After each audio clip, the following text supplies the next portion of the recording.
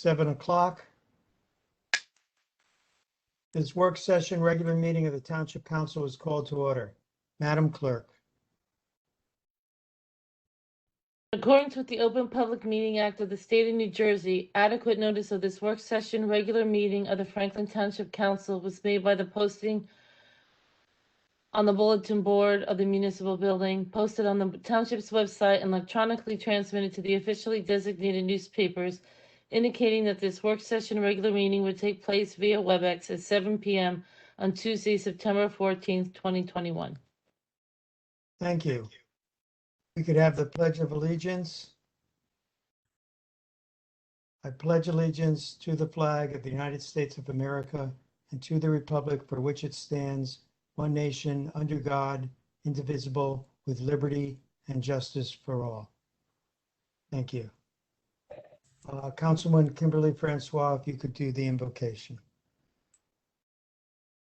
O God, the creator and redeemer of all the faithful, hear our supplications, and through thy infinite love and mercy, graciously grant us the strength and power in our thoughts and decisions to be for the benefit of all people at all times. Help us to grant and give us strength and power in our thoughts and decisions to be for the benefit of people at all times. Let us continue to strive to make a better world. Amen. Amen. Madam Clerk, if you could call the roll. Councilman Embarrasson? Here. Councilman Chase? Here. Councilwoman Francois? Here. Mayor Kramer? Here. Councilman Onijaka?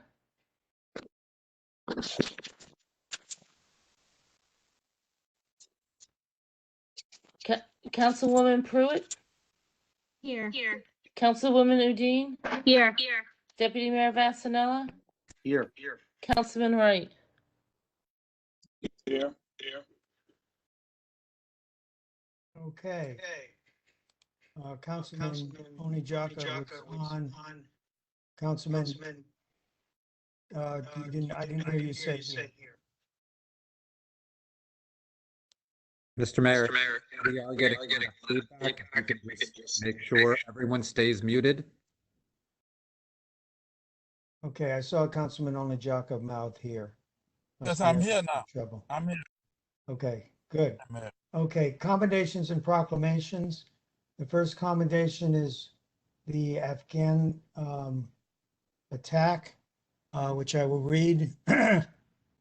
Whereas two suicide bombers and gunmen attacked crowds of Afghans flocking to Kabul airport on August 26, 2021, transforming a scene of desperation into one of horror on the last days of an airlift for those fleeing the Taliban takeover. And whereas those attacks killed dozens of Afghans and 13 U.S. troops, now therefore be it proclaimed, I, Phil Kramer, Mayor of the Township of Franklin, County of Somerset, State of New Jersey, on behalf of the Township Council and its residents, do hereby condemn those responsible for these actions and extend our heartfelt condolences to the families of those lost. Thank you. There's another proclamation for Operation Franklin Family.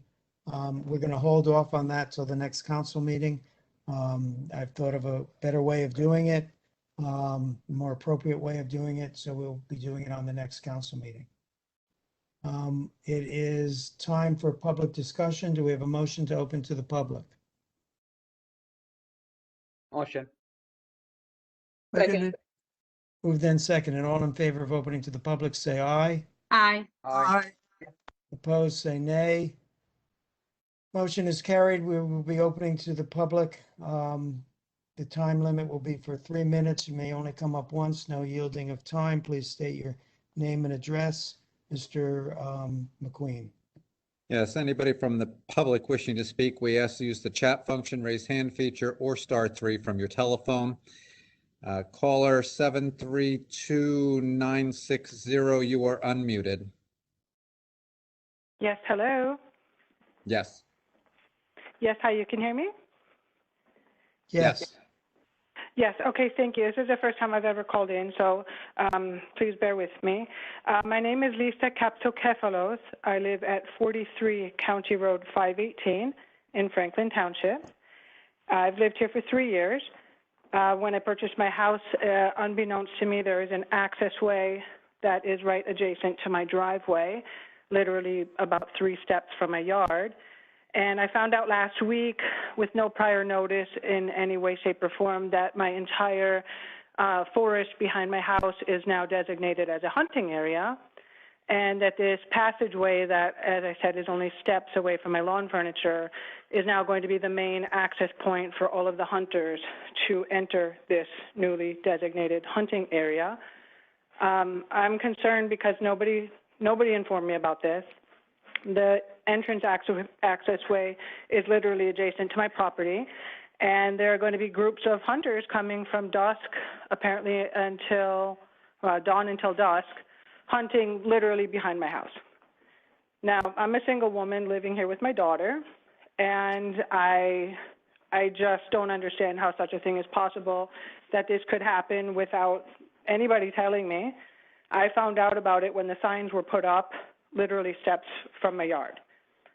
And Saturday, Sunday, apparently there was not supposed to be allowed any hunting, and so I was thinking I could have a quiet day at home, and about 6 different individuals showed up with trucks and cars. They parked in front of my house. They parked on 518. They caused traffic disruption. My daughter and I were unable to pull out safely onto 518 because we had trucks and cars blocking our view. And I just don't understand how this is possible, why the accessway would be between 2 residential homes with literally no space at all between. I mean, this passageway is too narrow. You can barely fit 1 car down this passageway, and then there's my home, and then there's my neighbor's home on the other side of it. And the whole thing to me is completely absurd. It's a complete invasion of privacy. There's no way I can comfortably live in my home with groups of hunters coming basically past my kitchen window at all hours of the day and evening. There's just absolutely no way I can live here. There's no way. So I just don't know what to do. So, Mr. Manager? So I think that Councilman Chase might have something to add. I know that he spoke with this resident earlier, but I also know that she's had an opportunity to speak to Tara Kenyon, who's our open space consultant. This is the property that we purchased last year, the 125 acres off of 518.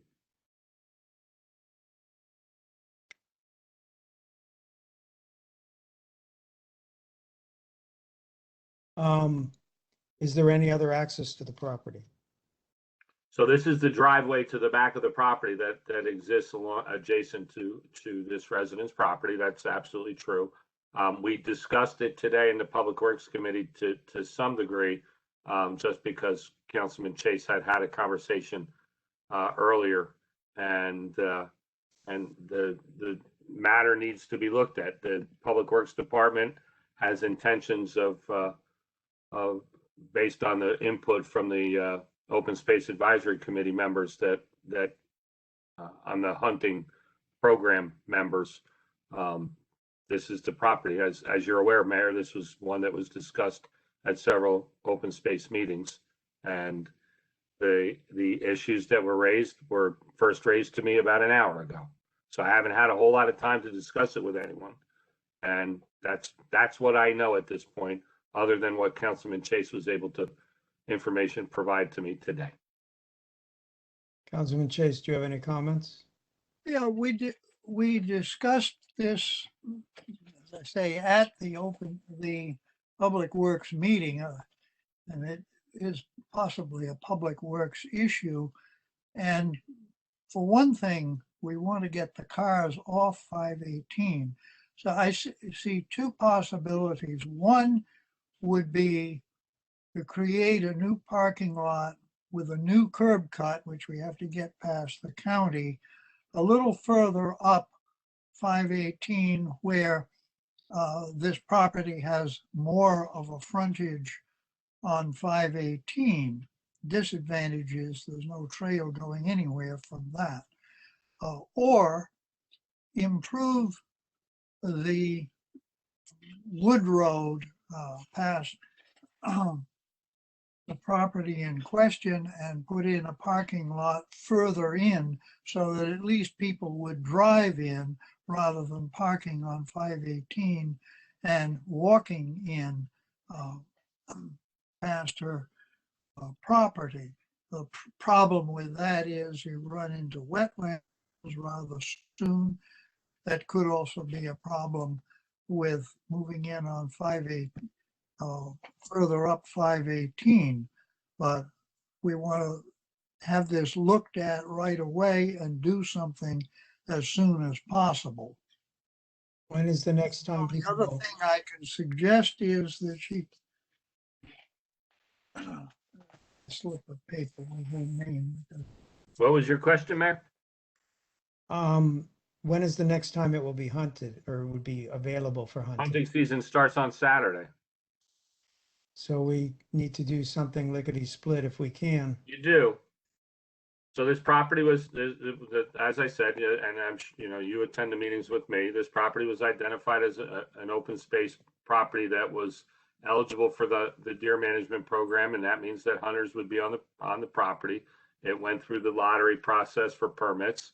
I can't tell you off the top of my head because, like I said, this first came to my attention at about 5:45 this evening.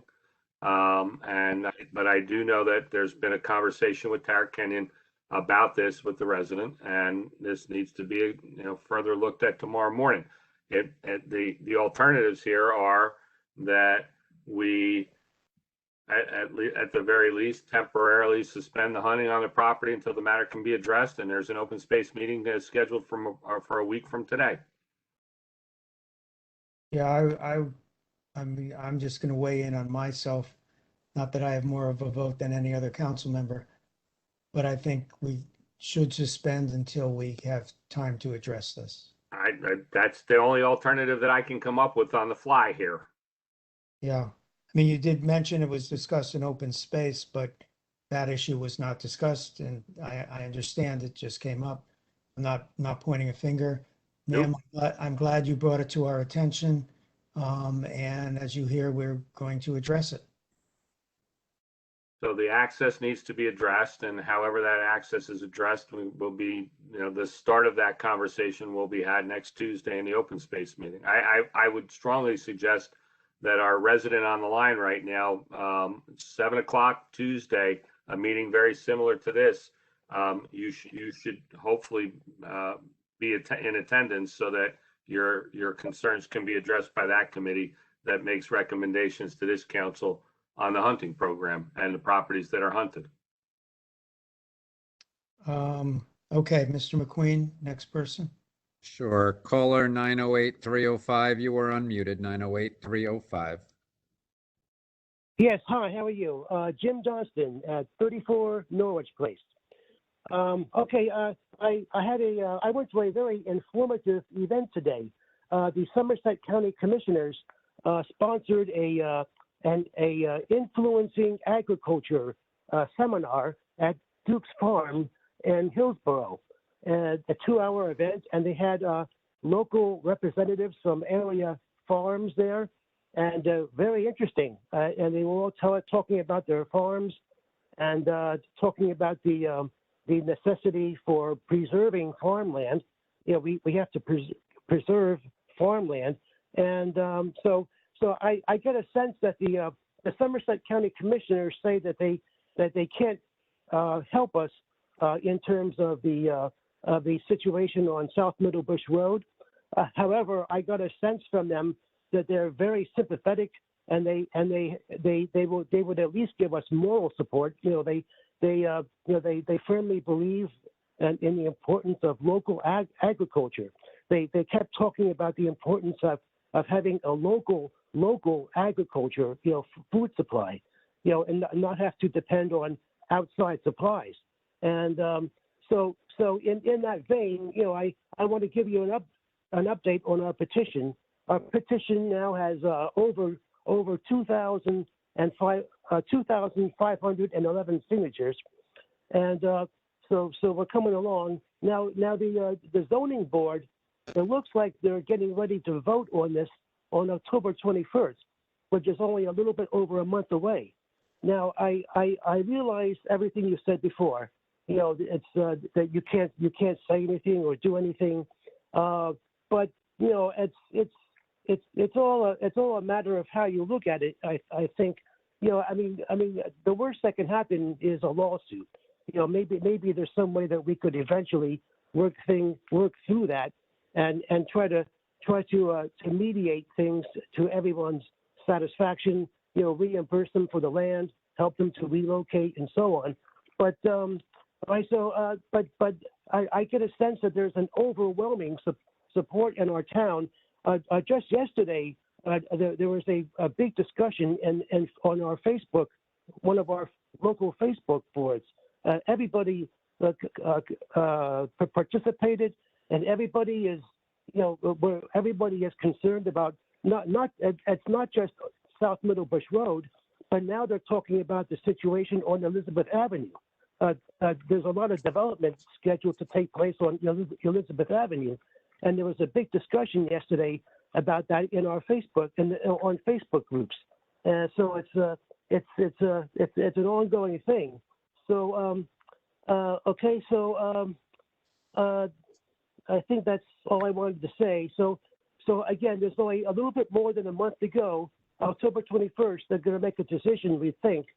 So you know, so I hope maybe you could maybe change your mind, and because I can assure you that if you do decide to take action on this, I can assure you, I will give you my full support. I promise you. I promise I will ask all 2,500 people who signed our petition to give you their support. You're going to have support from the Somerset County Commissioners. So I just wanted to say that, and so you know, whatever happens, but you know, I just wanted to say that. Okay, so I think that's all I wanted to say. Okay, thank you very much. As stated before, council can make no comments on these matters. Next person, Mr. McQueen. Yes, just a reminder, anybody from the public wishing to speak, use the chat function, raise hand feature, or *3 from your telephone. We ask that after you speak, you lower your hand by using the same commands. Mr. Guy, you have a check mark. I'm assuming that you do want to speak? Yes, that's fine. All right. Benjamin Guy, 35 Patton Drive. What I was trying to do is I was trying to get an update from the town council as a whole, and just get an update on where we were with supporting people for after Ida. I know we put up stuff on FEMA, but I wanted to see asked yesterday in one of our other meetings what other programs we might be doing for local residents in the town after Ida. Pretty much really on social service side, because it's families that are involved, and a lot of times with debris removal or anything else, that's just basic. I just want to know what other public services we're actually doing, because the town actually funds these services and doesn't really get that much support from the county at this specific time frame. So I'm just looking for guidance on those specific items for residents that were actually affected during Ida during this period of time frame, and also looking at updates on the specific programs that we're actually doing, whether or not with the actual progress on the youth center, and also other programs that we're working on long term for solutions in the area. Additionally, I'll follow up on any other things that I might have emailed Mr. Von Locker on privately, because I didn't get a public email back from him, and I'll follow back up with him with an email, but I just want to know whether or not he's going to comment on anything I privately sent to him. Okay. Mr. McQueen. Anybody else from the public wishing to speak, please use the chat function, raise hand feature, or *3 from your telephone. Mr. Mayor, I do not see anybody else indicating they would like to speak at this time. Okay, I'm looking. I don't see it either. Do we have a motion to close public session? Motion to close public session, Mayors. Second. Moved and seconded. All in favor of closing public session, say aye. Aye. Aye. Opposed, say nay. Public session is closed. Council comments. And committee reports. As I promised last time, I will start with Mr. Wright.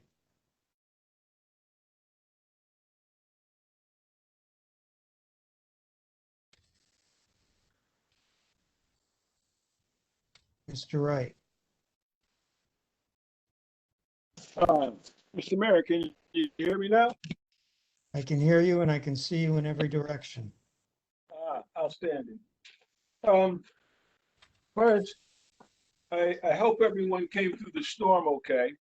I know there's been a couple of issues as far as picking up the debris that was left from either basement debris, outside debris.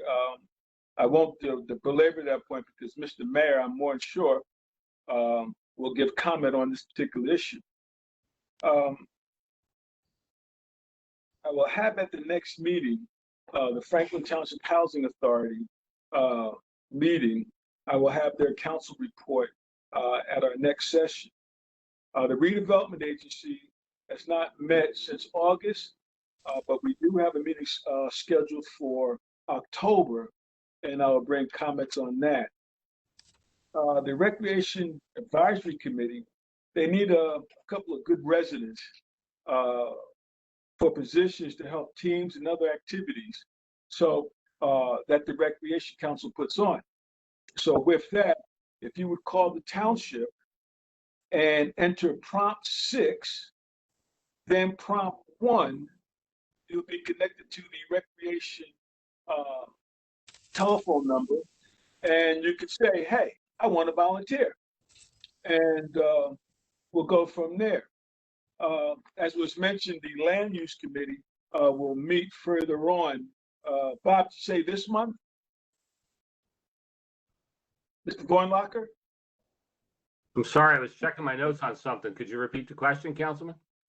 Yeah, we meet end of this month for the Yes, land use. I'm sorry, yes. Land use meets on the 4th Wednesday of the month. Okay. And Mr. Mayor, that will conclude my comments at this time. Thank you. Councilman Onichaka. Yes, Mayor. It's a little hard to hear you, Councilman. Okay.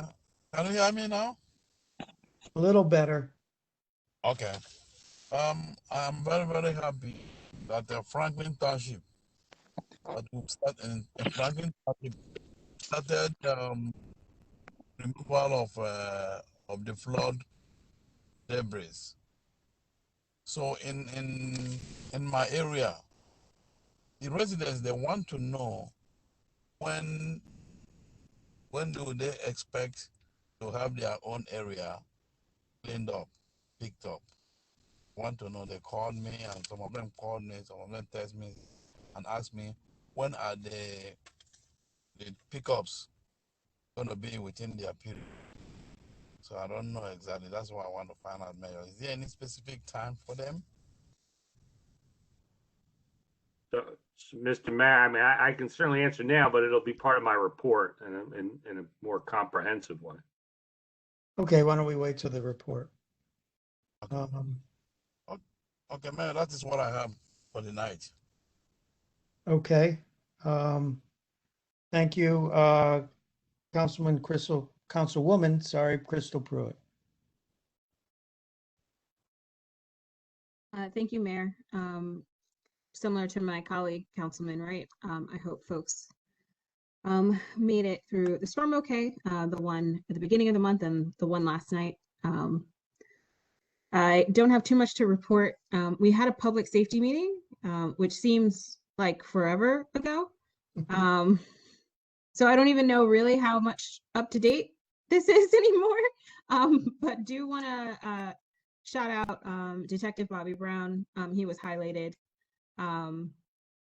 for his service and his work, especially with the Franklin Fit program. I also wanted to flag, again, which was very topical when we had the public safety meeting, the catalytic converter thefts. So just be mindful of your vehicle if it's parked outside. If you have the ability to park it in an enclosed structure, please do so, and just be mindful, because apparently it can take but a few minutes to steal your catalytic converter. And again, not sure how relevant this is any longer, but I guess it's just a general FYI. There were police call scans. So just be mindful if someone calls and starts demanding information, especially money. The police are not going to do that.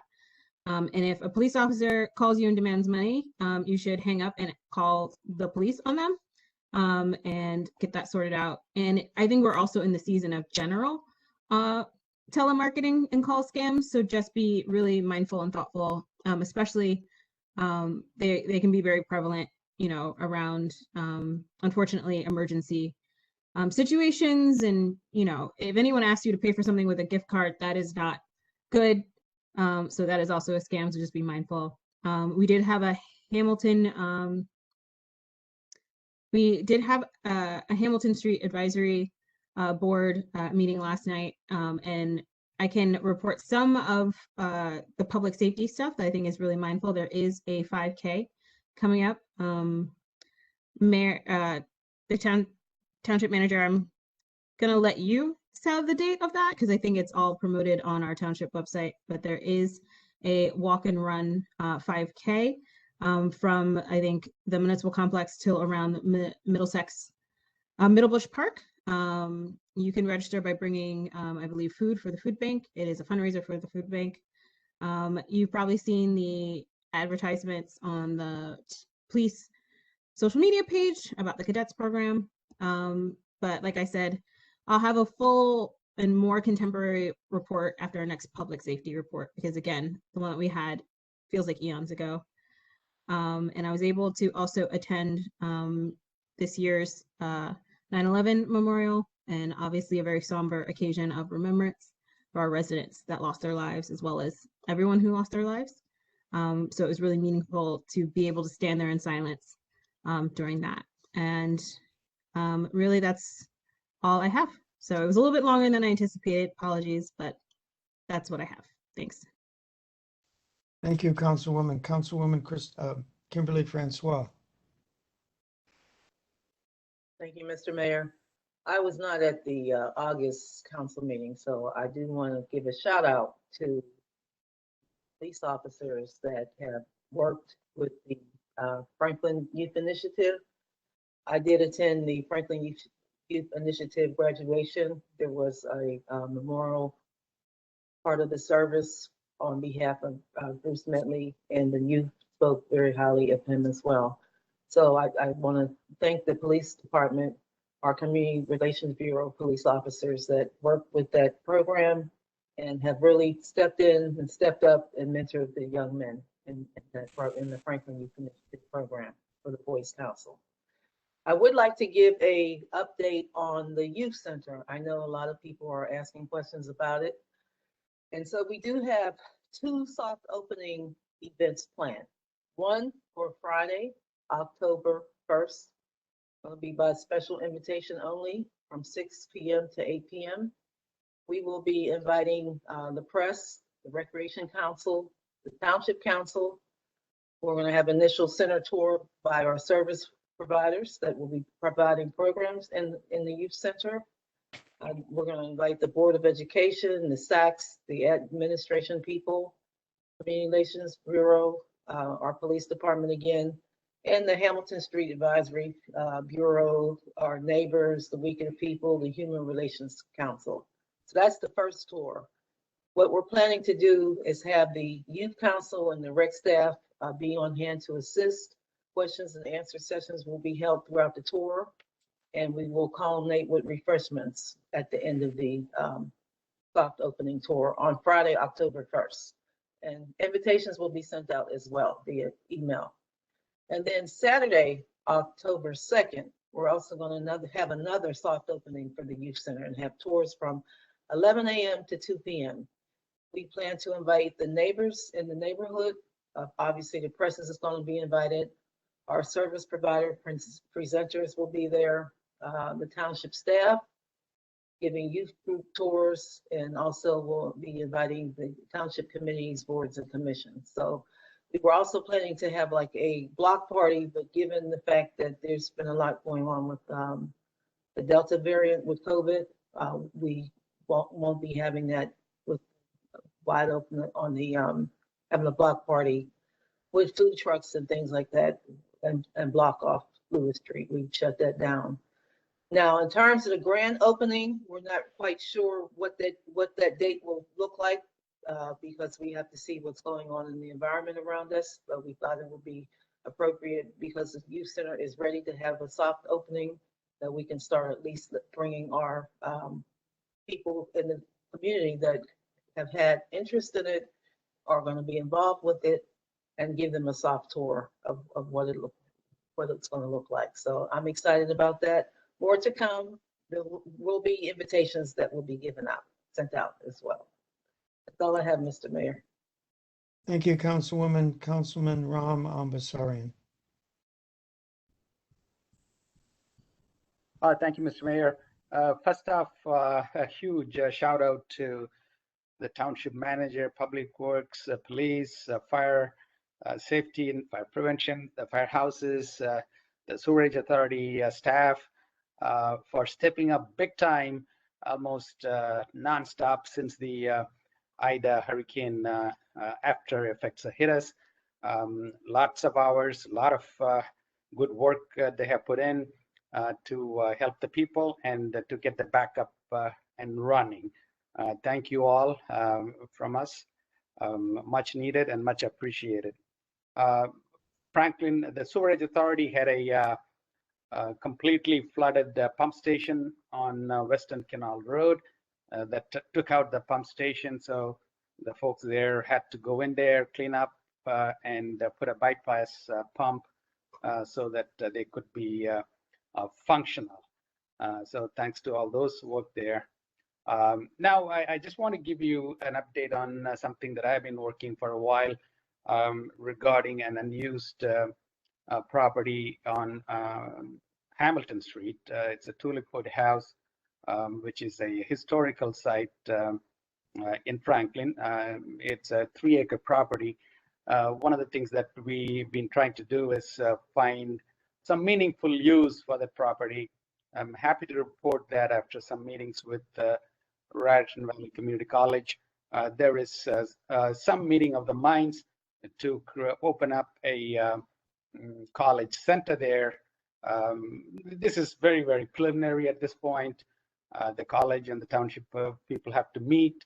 A lot of details have to be worked out. That being a historical building, issues are quite complex and time-consuming and involved. But at least we have some sort of a direction about that property. It's a 3-acre lot on Hamilton, right on 1165 Hamilton Street, and we think this would be a good economic revival in that area if the college has a campus there. As you know, many years ago, RVCC did have a location at the corner of Franklin Boulevard and Hamilton Street, but they had to leave the building due to some issues. So I'm glad that we are able to provide some higher education opportunities and workforce training programs for our residents, hopefully in the near future. So that's one news I wanted to share. On the 24th of August, the township personnel, the township manager, and a few other staff, we all met with the Greater Raritan Workforce Development Force, CAP, and RVCC folks regarding the CDBG grant that has been awarded to them to help some unemployed people get workforce training and find some gainful employment. So one of the things that SCAP is going to do is bring those people that are selected for the program, training programs to RVCC. They actually would arrange transportation and provide some additional services. So we hope that some of our residents benefit from this grant in sort of getting a new job. That is another committee meeting report. The Economic Development Committee took place on August 26th. I think Vince gave us a report of upcoming development projects. It seems like we have very good sizable ratables being added to the budget when they all are commissioned down the road. A happy occasion I want to share. Councilman Unjika's son got married a couple of weeks ago on August 27th at the Consulate building. I've never been to a traditional Nigerian wedding. It was a lot of fun. We had good traditional food, and we loved the dancing and the costumes that people had. Thank you for having us there, Councilman, and our best wishes to your son and the daughter-in-law. And Councilwoman Dean and I kind of worked with another nonprofit in town to kind of bring some businesses together in front of our residents. We arranged a little community picnic entirely sponsored by the business community. A lot of restaurants gave us free food, and I think we had about 250 people showing up, and we had a great time at the Middlebush Park a couple of weeks ago. And finally, the next HRC meeting will take place on next Wednesday, the 22nd.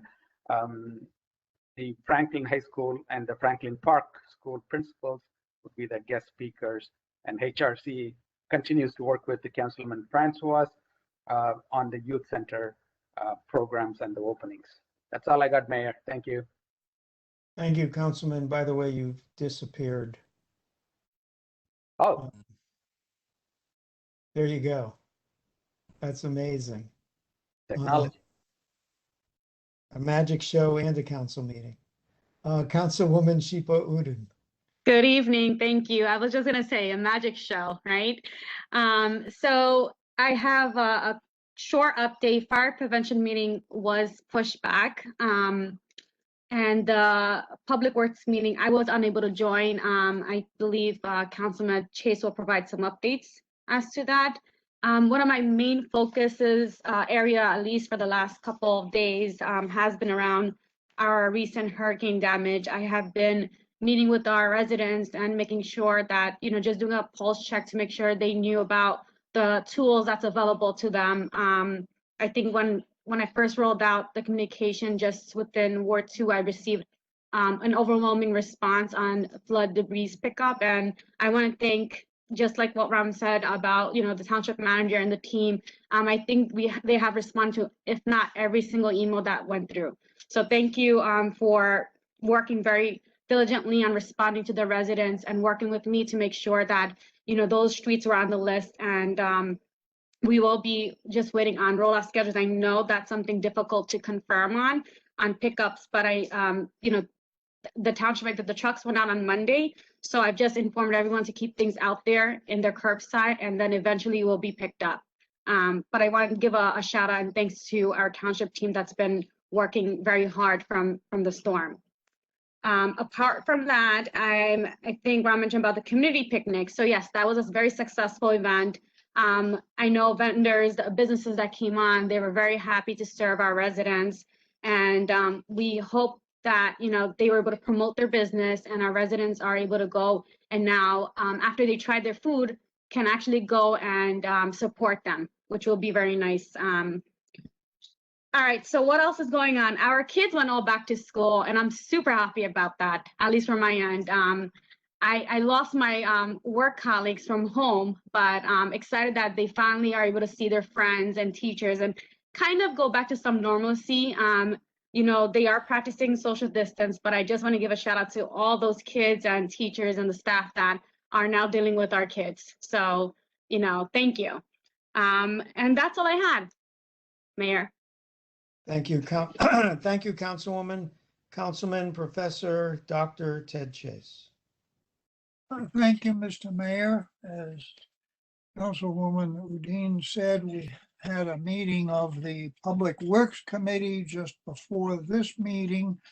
For the most part, it was Carl Hauk reporting on the progress of paving of township streets. I can't really go into detail, but the schedule of what is being paved when is on the Department of Public Works webpage off the township website. A couple of bridges, and the county maintains all bridges, are still closed. One on Magnolia, where they need a new oval culvert to carry the brook underneath Magnolia there, and the one on Canal Road fairly near Saddam Road. A few of the streets that are scheduled to be paved have been pushed back a couple of weeks because some of the contractor's equipment was flooded. Water mains are to be installed on Ellen and Spruce off Mary right now, and on Woodlawn. Not only has the installation been completed on Brookline and Heinrich, they're being paved now. And of course, the manager gave us a considerable review of the progress of the cleanup, but he will give that as part of his manager's report.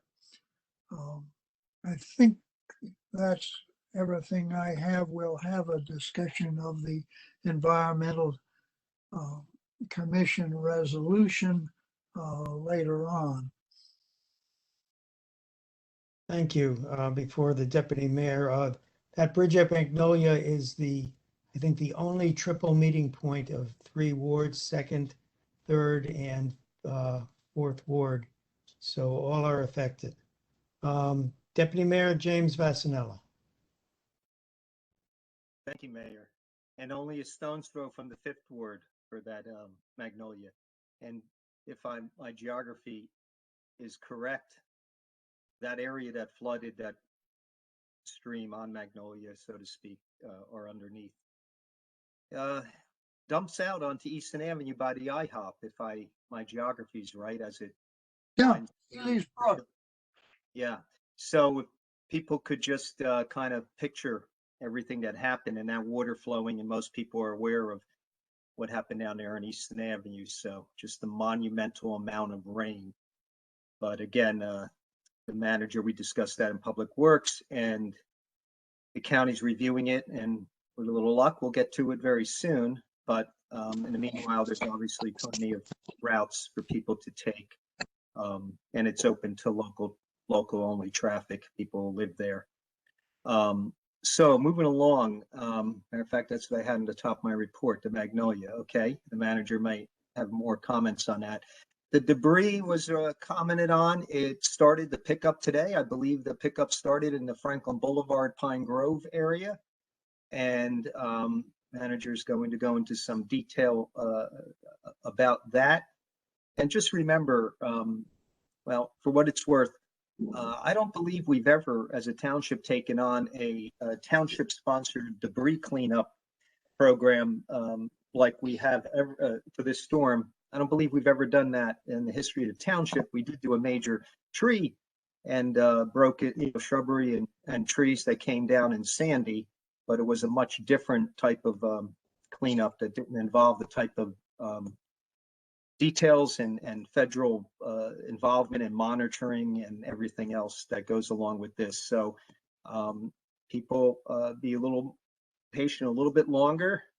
We know it's this hasn't been fun for everyone, but I think considering everything, this is rolling out as we had planned or planned after unplanned rain that we had. The FT website has all the information on roads that would be paved. Councilman Chase referred to some of them before. Castleton and Bloomfield and Abbott are literally being done this week. Curb work and paving work, and some of the other streets, Brookline and Henry, were mentioned. Lake Avenue is having sidewalks put in. There's also, sidewalk work going on besides all this cleanup work that the township and Public Works is involved with. So Lake Avenue is getting sidewalks. Home and Ambrose will not be paved till next spring, but there's still some infrastructure work going on over there. So there's a lot of work being prepped for spring paving and spring infrastructure work. The 9/11 event was mentioned. Again, a was a small and somber event, but in its own right, a beautiful event. The speakers that spoke, I believe, said some very profound things. I want to thank Cub Scout Troop, Cub Scout Pack 195 and Troop 154, along with our police color guard, for coming and helping make that event a little more memorable. I think that is it. Mayor, thank you. Mr. Mayor, Yes.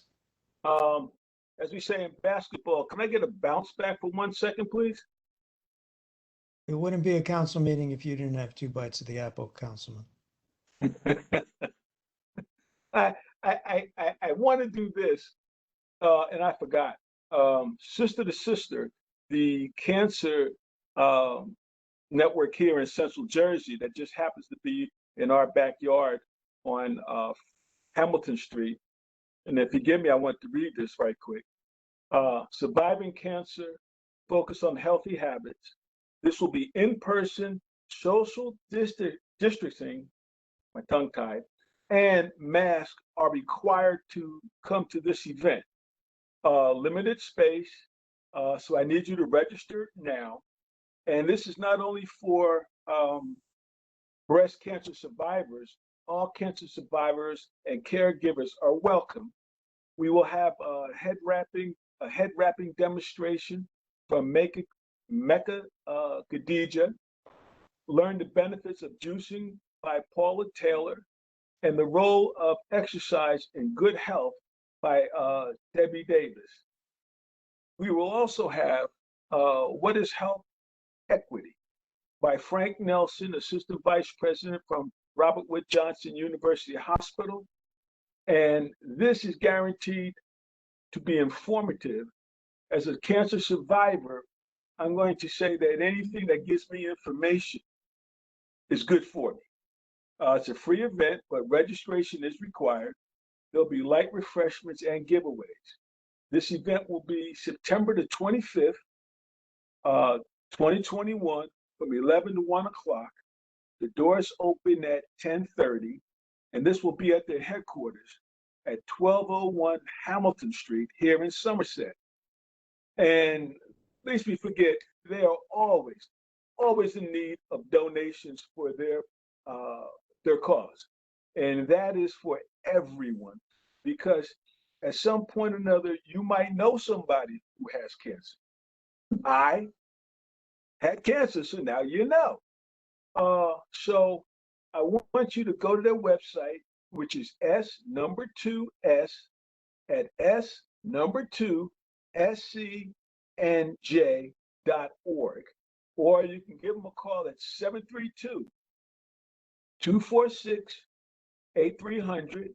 Again, that number is 732-246-8300. And one more time on that website is S2S at S2SCNJ.org. And Mr. Mayor, that will conclude my bounce back. Thank you. Thank you, Councilman. So for my report, Ida was quite a thing. We didn't know we were going to get that much rain until we got that much rain. The storm was supposed to pass and it stopped over the town, over the area. We got it pretty bad. Fortunately, Franklin is on the high side of the rivers, so we didn't actually get that much flooding. Some people, I don't want to cut, or decrease the suffering of those who did have flooding from rising waters, but that was a lower percentage of the people who had flooding from falling water that basically fell onto saturated land from the week before, from the rain from the week before, and found its way into their basements and just overcame their sump pumps. We even had one portion of the area in the 5th Ward that had a 3-hour power failure right when they needed their sump pumps, and that caused more flooding there. And that's why the 5th part of the reason the Fifth Ward got the worst of it.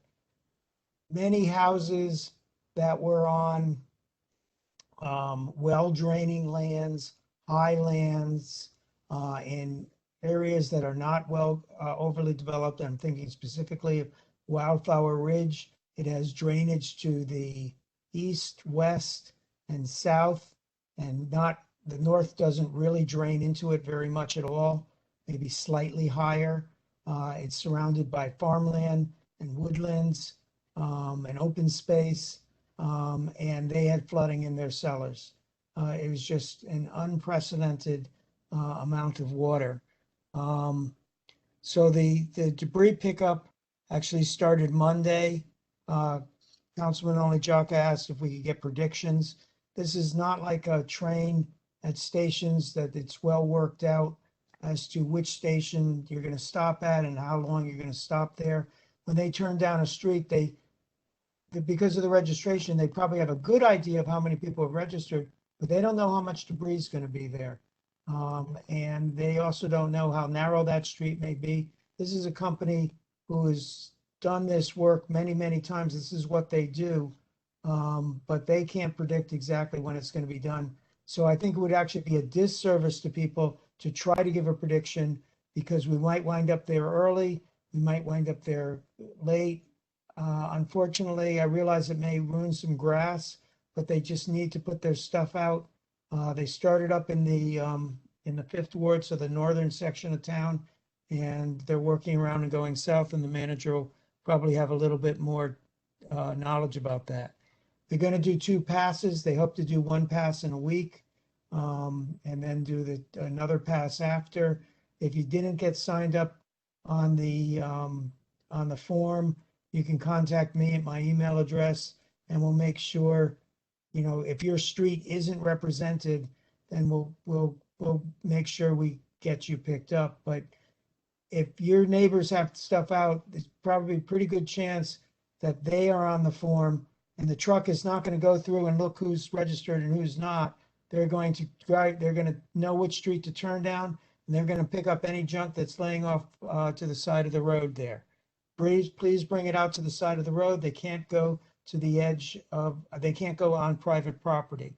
Don't put out food. So if you had spoiled food, your usual garbage carrier needs to get rid of that.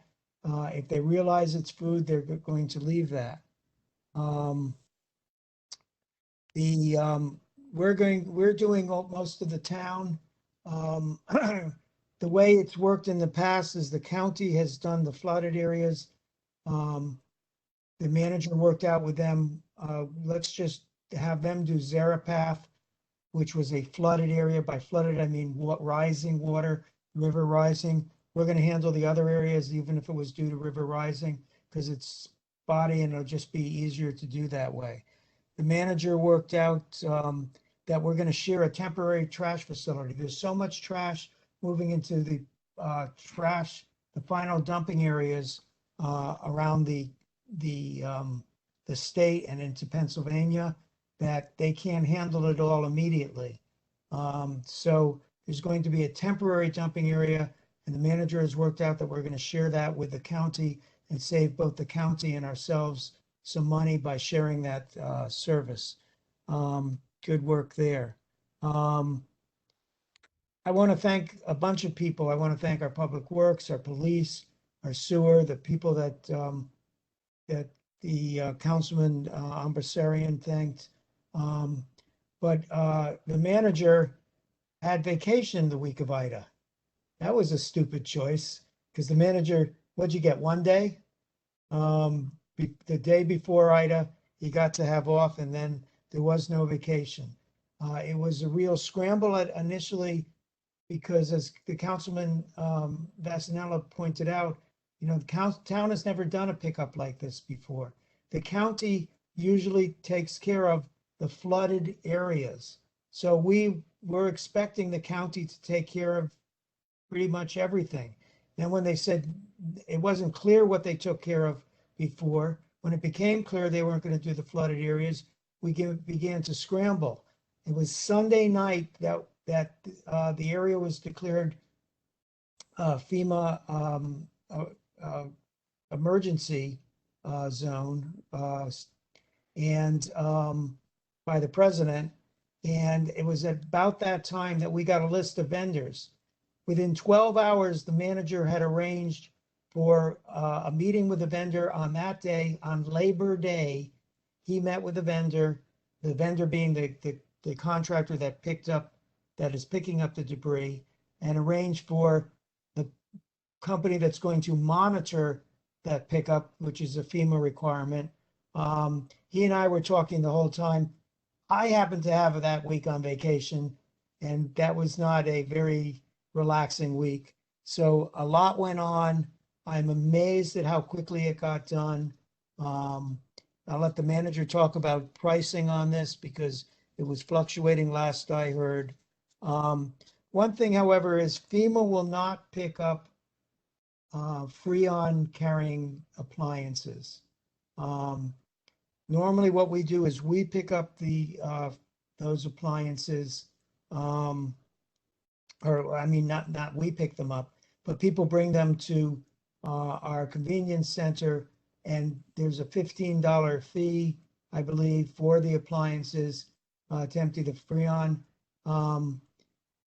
I'm suggesting that if there were even 1,000 such appliances out there, if we were to go around and pick them up, that would be $15,000. We're already spending within the hundreds of thousands of dollars. I would like to make a motion that that we instruct the manager to have the town pick those up after they're left by the FEMA people, and that we pick them up. And if we're picking them up at people's properties, it would be more of a headache than not to charge that fee and try to get it to the people, so that we waive the fee on Freon containing appliances. So I'll make that an official motion. Do I have a second on the motion? I'll second that, Mayor. So a second from Councilman Vasanella. Any discussion? Hearing none. By acclamation. Mr. Attorney. All in favor, say aye. Aye. Aye. Aye. Aye. Aye. Aye. All opposed, say nay. I think you have your instructions, Mr. Manager. Mayor, again, that is for storm related.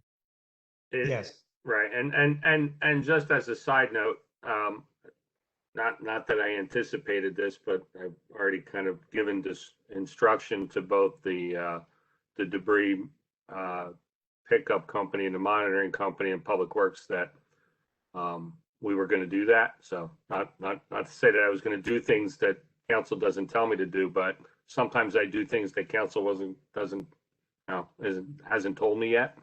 And as of day 2, we have not been notified of any to be picked up yet. So the monitoring company will just make note of the addresses and notify us on a daily basis as to where they are. And after 2 days, and in the area that was, as you said, probably the heaviest as far as debris is concerned, we haven't been notified of one yet. So the instructions that were given out through the website, I think our residents have followed them for that purpose.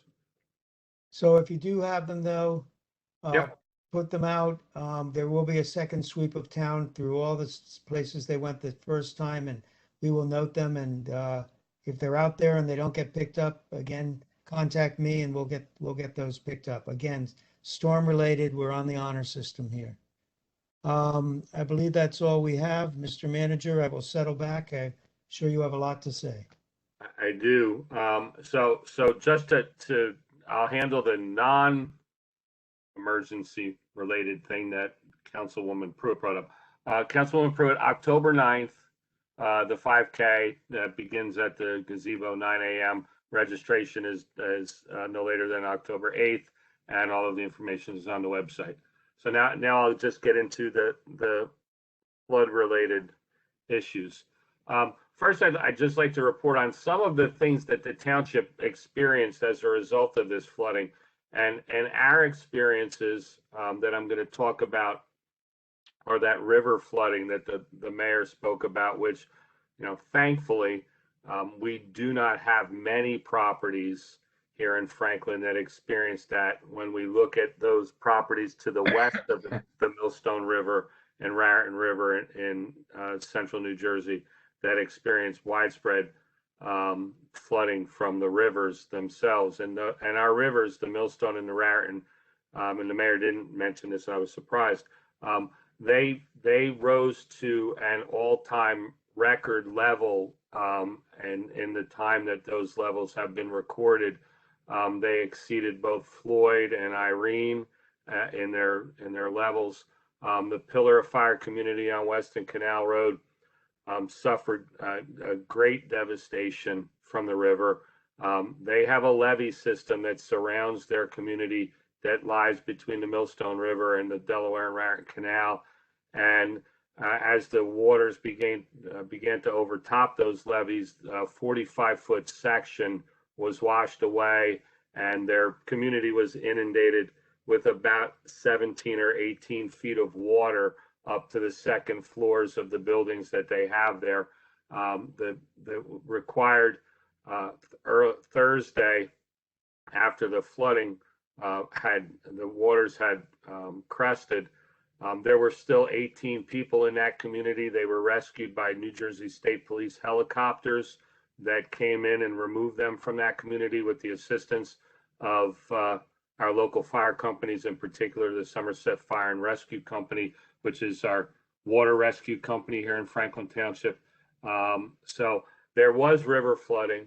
It was predominantly along Canal Road, some in the area, in the Griggstown area of Canal Road, and also some along Easton Avenue on the backside. There was a evacuation of the Willow Creek nursing home that took place on Thursday of 95 patients. That nursing home was inundated with river flood water, as were many of the businesses along that section of Easton Avenue, Village Plaza. So certainly there was some river flooding, but not to the level that some other of our neighbors experienced. As the mayor said, Franklin sits on the bluff for most of the riverbank, and the valley is on the other side of the river, and they're in the floodplain, and they suffered greatly because of that. We did have some properties of ours that sustained flood damage. In particular, the Van Wickle house, which sits off of Easton Avenue at the end of DeMont Lane, had about 2 to 4 feet of water in the first floor of that historic house.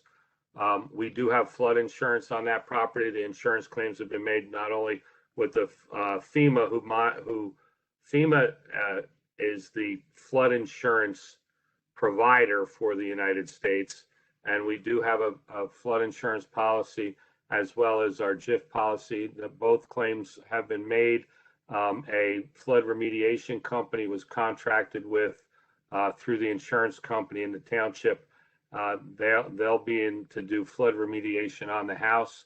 Our pump station at the corner of Franklin Boulevard and Easton Avenue was also flooded, but the water utility was able to get that pump station back up and online the day after the flooding, so that we didn't lose water to the northern part, the northeastern part of the town. That's where we get water from New Brunswick water from that pump station. Also, there was a catastrophic failure of a water transmission line on Weston Canal Road. The floodwaters on Weston Canal Road undermined a culvert adjacent to the sewer pump station that Councilman Embarrasson mentioned earlier. And we had a 12-inch water main that was compromised. The water utility came in on Friday morning once the waters had receded, and immediately began work and finished that work at 3 in the morning on Saturday to replace that section of water main that had been damaged by the floodwaters on Weston Canal Road. So that's what we experienced, and obviously I can thank every one of our employees, Public Works and all of the departments. Certainly a lot of thanks goes to the fire department and police department. There were a number of water rescues through Wednesday night into Thursday. We certainly experienced a number of road closures, overwhelming road closures, numbers that we had never seen previously.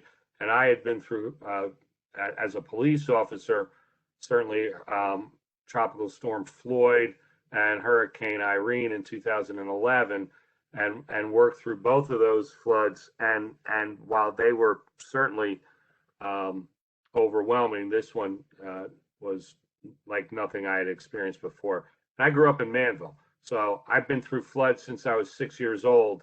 And my parents' house has flooded a number of occasions, and in this particular flood, my brother's house was flooded in Manville. But this was not like anything seen before. The volume of rain that came down in such a short period of time, the flash flooding that was experienced, people caught in their cars because there was just no place for the water to go. I give a tremendous amount of credit to the emergency services of both the fire service, police service, and EMS, the dispatchers who had just never seen before numbers of calls through 911. The work that they did from Wednesday through Friday was just an amazing task, and handled professionally and without loss of life here in Franklin, which I'm sure all of you know. Through Somerset County, there were a number of people who lost their life, and it's a tragic thing, and I just give all of my credit here to our emergency services. They did a fantastic job. So now on to what we've experienced since then. We asked, as the mayor said, on Monday, I was able to arrange for a flood debris company that's based out of Florida, and FEMA requires a monitoring company to make sure that the debris that's being picked up is in fact flood debris that falls within the classifications of the FEMA regulations. So by Tuesday morning, we had contracts prepared with both the removal company and the monitoring company. And we began on Tuesday the surveying of our town. That's what I'll call it. I know a lot of people called it registration forms, and there's no, I guess, no other word for it. But we needed to survey the town to determine two things. One, the volume of the debris, because clearly the company needs to know what resources need to be devoted to this process, and then where they are. I don't know. Am I able to share, Bob McQueen? Yes, sir. Okay. So what I'll do is just to kind of give everyone an idea of what we're dealing with here. This is the map that was created by our IT department. So props to our IT department and the GIS function. This map that I have up on the screen, which I'm assuming everybody can see, each red dot indicates a residence that said that they had some level of debris to be picked up. This map was most recently updated yesterday after the close of the survey period, with residents submitting that basic registration form. As you can see, the dots are throughout the township, but there certainly is a concentration in certain areas, in particular where we started the flood debris pickup yesterday, which is up in the corner near Franklin Boulevard and Easton Avenue, and those neighborhoods on either side of Franklin Boulevard as you work your way out of the 5th Ward and into the 4th Ward in neighborhoods like Rodney and Runyon and Pine Grove and Briarwood and Highland Avenue, and then further down on the western side of Franklin Boulevard, Girard Avenue, Hillcrest Avenue, Irvington, Arlington, Oakland, those neighborhoods, as well as some over on the other side of Franklin Boulevard, in off of Highland Avenue and Phillips Road and Bear Avenue. And then as we work our way down south, we see that there are some clusters here in Middlebush along the Margaret Drive, Buffa Drive area, also out to the west, some in the mayor had mentioned, the Wildflower Ridge developments. Not to forget the areas up around Southbound Brooks, some small areas, East Millstone area over here to the west. Our number streets in Easton Farms, Willow, Walnut, Culver, and the number streets up off of Easton Avenue. And then we come down into some of the areas off Westminster and the developments off Route 27 in that area. But when we looked at it, and what made the most sense was to move through this area up in the northeastern section of the township, and then make our way through and then come down south as we go, where the numbers begin to diminish until we get down to Kingston, where there are a handful. My anticipation for you in Kingston is, I'm sorry, but that they will probably make their way down and do Kingston last, and then come back up north for a second round for those that have been missed. One of the primary reasons why you might be overlooked and some of your neighbors may have gotten their debris picked up or will get picked up and maybe yours wasn't, was all of these debris piles need to be unblocked by cars parked on the street. So we ask everyone to please make every effort that the pickup is from 7 a.m. to 7 p.m. It will be 7 days a week until we're done. If you have debris in front of your house, please make every effort not to park in front of your debris pile. I know that they're public streets and it might be your neighbor that parked there. I give you my word, they will go back and they will pick it up if they didn't pick it up on the first round. We'll make sure that everything gets picked up before we're all said and done. As the mayor said, it's anticipated that the entire process should take about 2 weeks. The initial estimate on debris was about 9,500 cubic yards of debris. We see now, based on experience, that some houses don't have the level of debris that would make us rise to that number. We're picking up between 350 and 400 cubic yards per day. And it's probably a better estimate at this point, after we've gotten into the field, is it's probably somewhere in the neighborhood of 4,000 to 5,000 cubic yards. So we should be able to get that done in 14 days without any problem if we average 350 to 400 cubic yards per day. And that's where we're at right now as far as the pickup. As the mayor said, we really need to make sure that this is flood debris. And I'll tell you what the monitoring system is as far as this pickup is concerned. This debris is not only being monitored by the company that we hired to perform that service as it's being picked up, but it's also being monitored at the temporary debris management area, which is in Hillsborough. As the mayor said, we're sharing that with Somerset County. There are FEMA monitors and there are New Jersey Department of Environmental Protection monitors at that site. That site required a special DEP permit to be established, and as FEMA is funding at least the goal here is FEMA will fund at least 3/4 of this debris pickup if everything is done in accordance with their regulations. They have an interest, and if there are properties that are identified by the company picking this up and our monitor as having debris that does not meet the criteria for flood debris, it's not going to be picked up. This is not a bulk pickup. The township does not have the ability to pick up that debris and dispose of it if it doesn't fall into the category.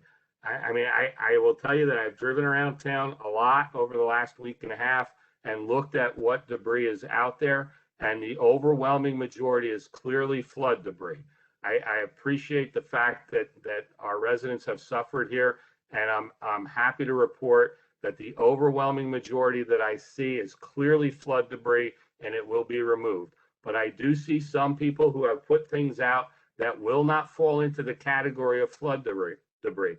It's things like if you live 2 miles from a body of water and you have a barbecue grill out in front of your house, it's pretty clear that that's not flood debris. So those are the things that are going to be left behind. And I don't want hard feelings here.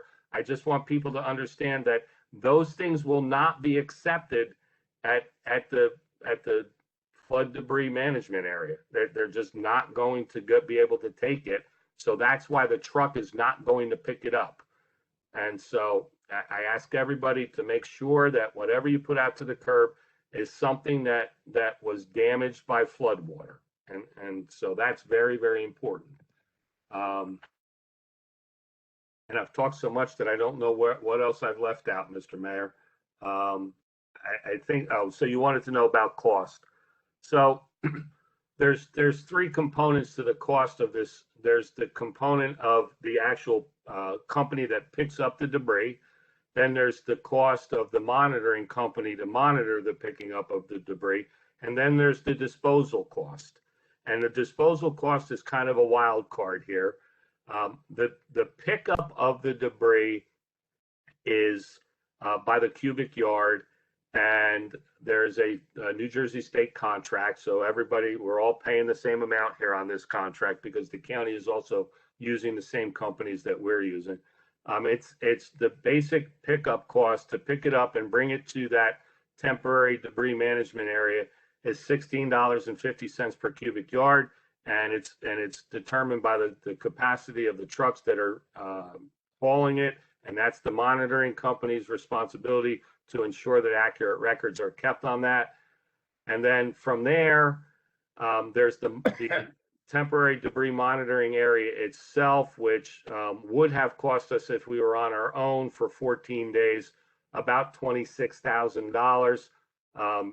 That cost is now being shared 50-50 once we approve this shared service agreement tonight with Somerset County, because we're sharing the debris management area with them, and the cost is equal for both of us. And then once all of this debris is brought to that location, then it is compacted and put in very large trucks and trucked to a landfill. That cost is an additional $10 per cubic yard over and above the collection cost. That's the wild card.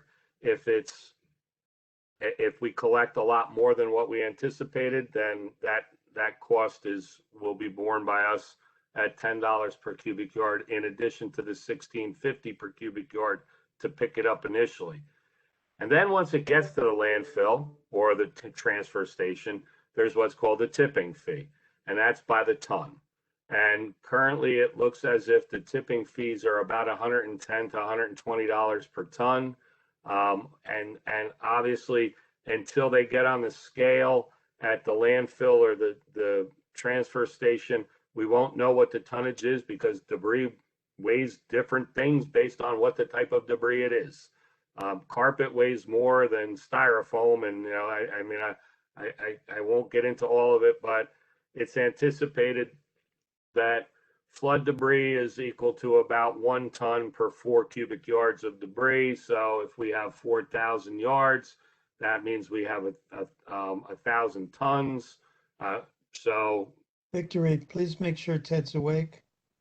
So that, that's kind of how we do this. Just picked up his head.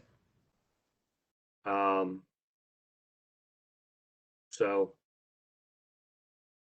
what we've done tonight is to ensure that we have adequate funds to cover not only the cost of the debris pickup and the debris disposal and the monitoring of that debris pickup and disposal, but also all of the other costs incurred by the township throughout what this is now a declared federal major disaster area.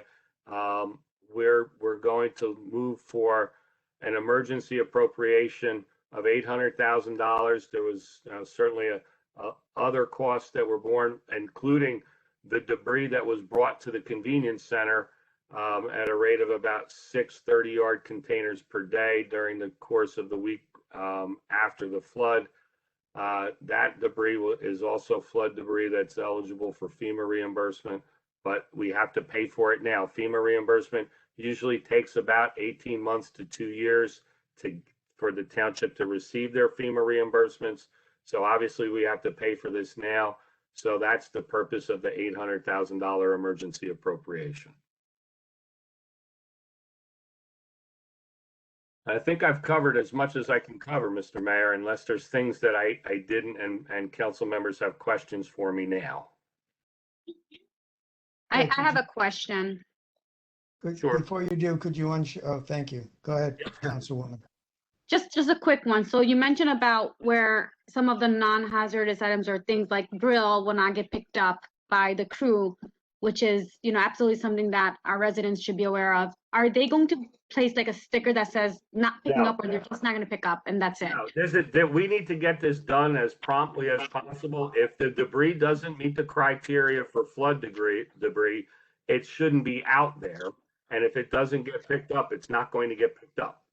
Okay, perfect. Just want to make No, sure that's No, crystal absolutely. clear. That's a very good question. Thank And you. the other thing is, and this is, I'll go back to, and I know that you and I have had some conversations via email and text message about this. So as I said, the survey was for the purposes of debris estimates. We did the survey form that went out last Tuesday, and residents filled it out, and there was a little over 1,200 that filled out the form that said that they have debris. What I would say to every resident who might hear this tonight is, if you didn't register and you do in fact have debris that is flood related, and you see your neighbors have flood debris out on the street, one, talk to your neighbor. Did you register? I mean, we're keeping a master list, but we're not opening this up to a second round of registering. If there's debris in your neighborhood, these companies are trained in doing this. This is what they do for a living. They're going to drive through your neighborhoods, and if they see a pile in front of your house and it's clearly flood debris, they're going to pick it up. You don't have to be registered to get your debris picked up. We needed you to fill out those forms so we knew where to look for it and how much we thought there would be. So if you live on Demont Lane and you see houses that have debris in front of their house and yours is still up by the garage and you didn't move it out to the street yet, by all means, move it out to the street. If it's flood related, it will be picked up. And that's also the reason for the second drive-through of the town. The second drive-through will clearly take much less time than the first, but this company will be going through the town a second time, and they'll be going through those neighborhoods that were identified for the first round. Okay. Any other questions for the manager? Mayor, Go ahead, Deputy Mayor. just a couple of quick points. And thank you, Manager, for the amount of information.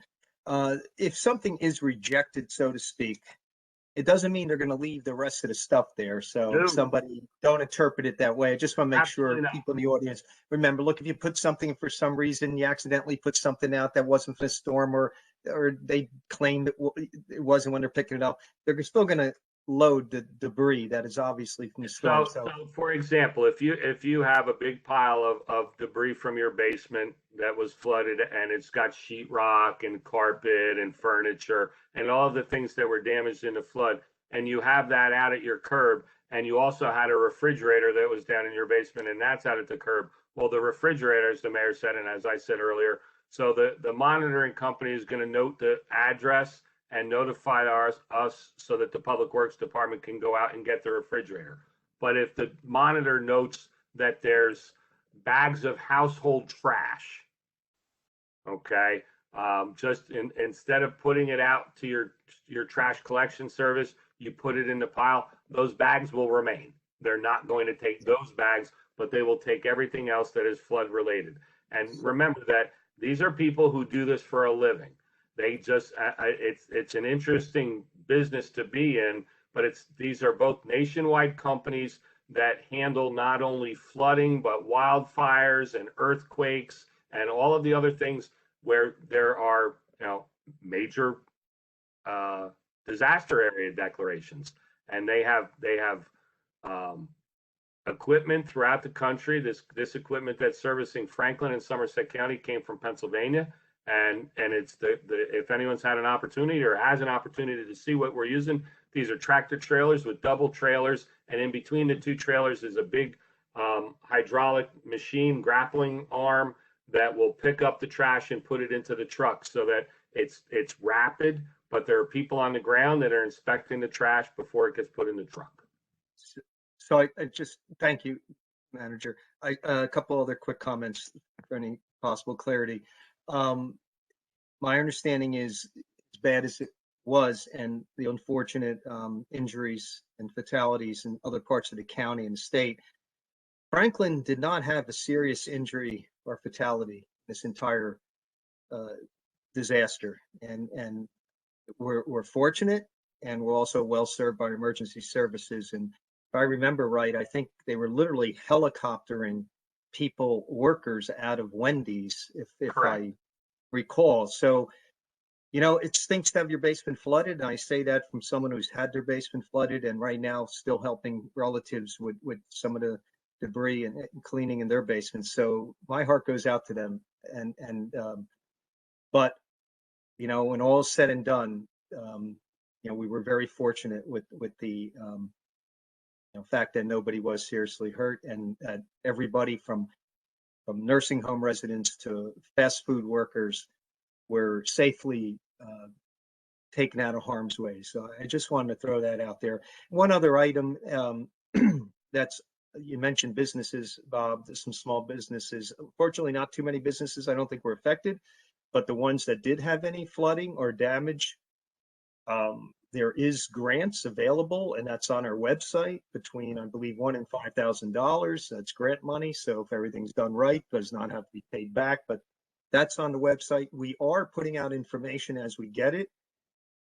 Obviously, federal programs we don't control, but we will put it on the website and explore other ways to get it out there to the public. But if something you feel isn't addressed or somebody has fallen through the cracks, you can contact the manager. You can contact any one of us. I know the mayor offered to respond to people, as we all do when we get inquiries. So, you know, it's not going to be a perfect cleanup, but we will be there, and we have your back, so to speak. And I just wanted people to realize that. And in Sandy, it was tree damage. It was handled in-house. As much of a catastrophe as it was a much easier cleanup to administer. So bear with us, but let us know if you think something has fallen through the cracks. We will respond as quickly as possible. Just wanted to add that. Thank you. Okay, so thank you, Deputy Mayor. Mr. Mayor, I'm going to share my screen one more time, because this is just in response to some of that, and then just to close out my report. The township website currently has a number of resources for those who have been affected, as the Deputy Mayor mentioned. So FEMA is for government and FEMA is for individuals, and the Small Business Administration is for businesses. And all of the links, and I'll just bring this up here.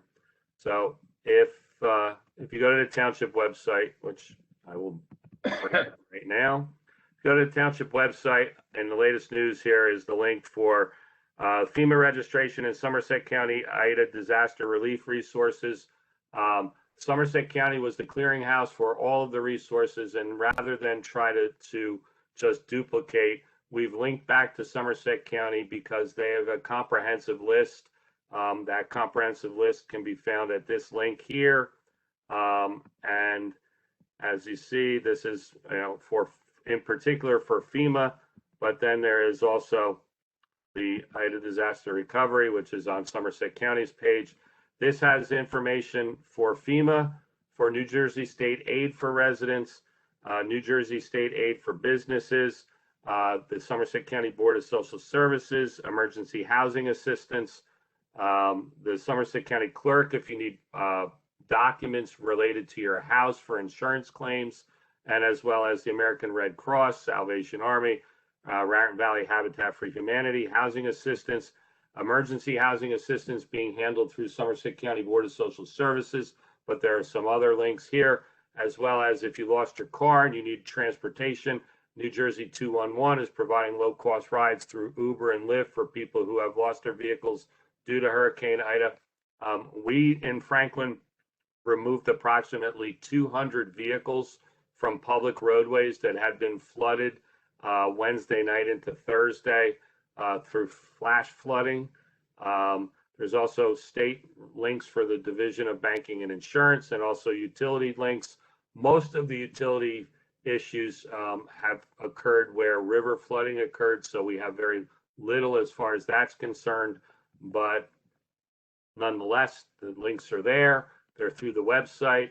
As the deputy mayor and the mayor both said, if you need assistance and you don't have the ability to navigate through all of this quagmire of information, you can certainly call the township, and my office's extension is 6201.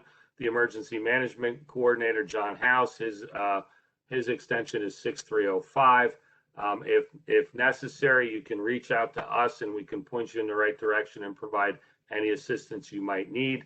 Up to this point, I have to say that the overwhelming need of our residents has been to remove the debris from the front of their homes. The overwhelming number of people who suffered through damage in this flooding it's been basement flooding and some garage flooding.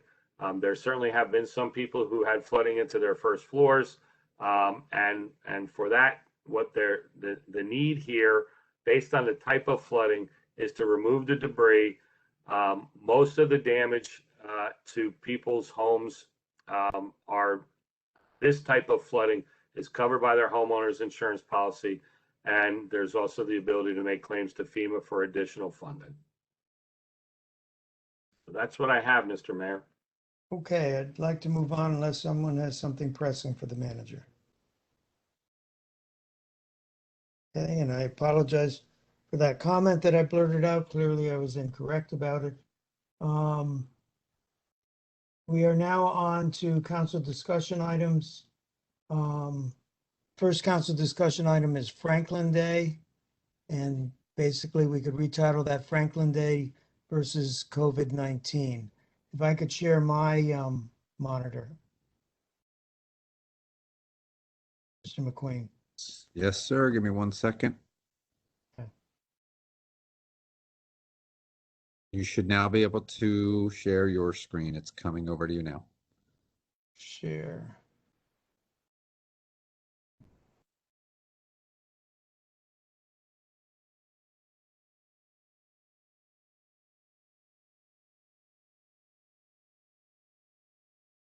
Share.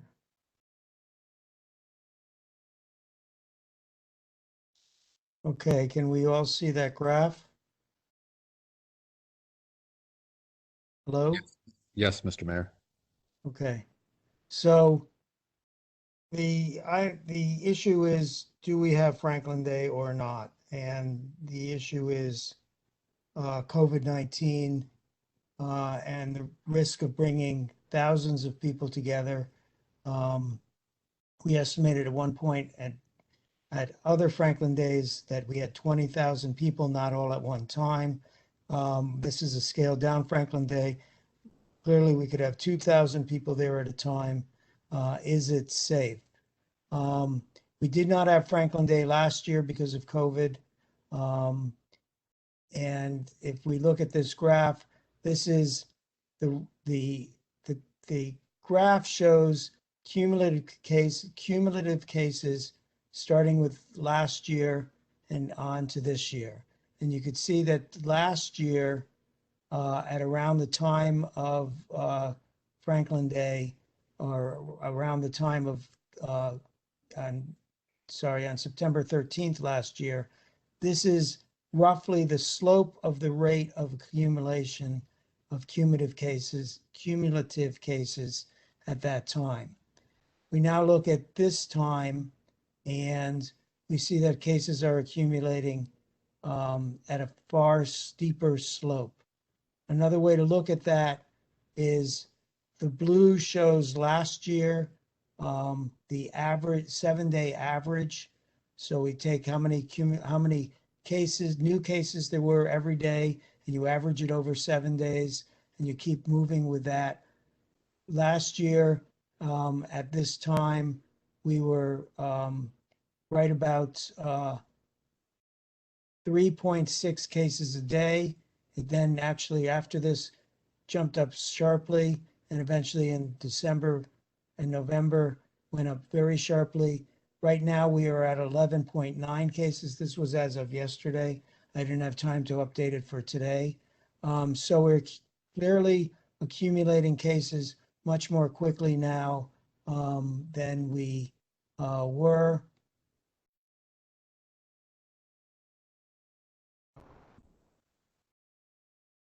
Now, there are other differences between last year and this year.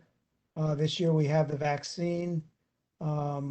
but last year we were not going to have in-school teaching. We were wearing masks more, and we were social distancing more.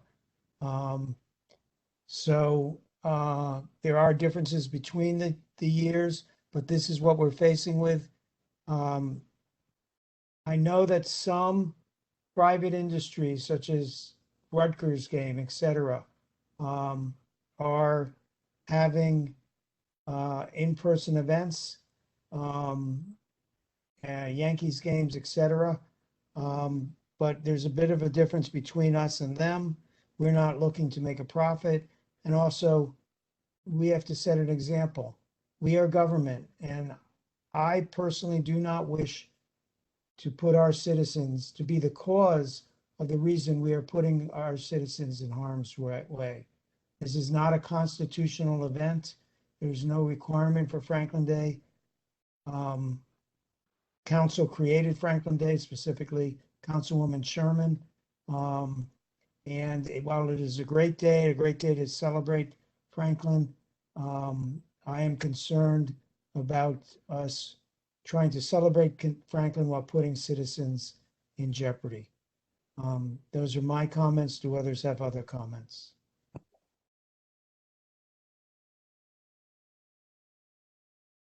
Mr. Mayor, Yes, Councilman Wright.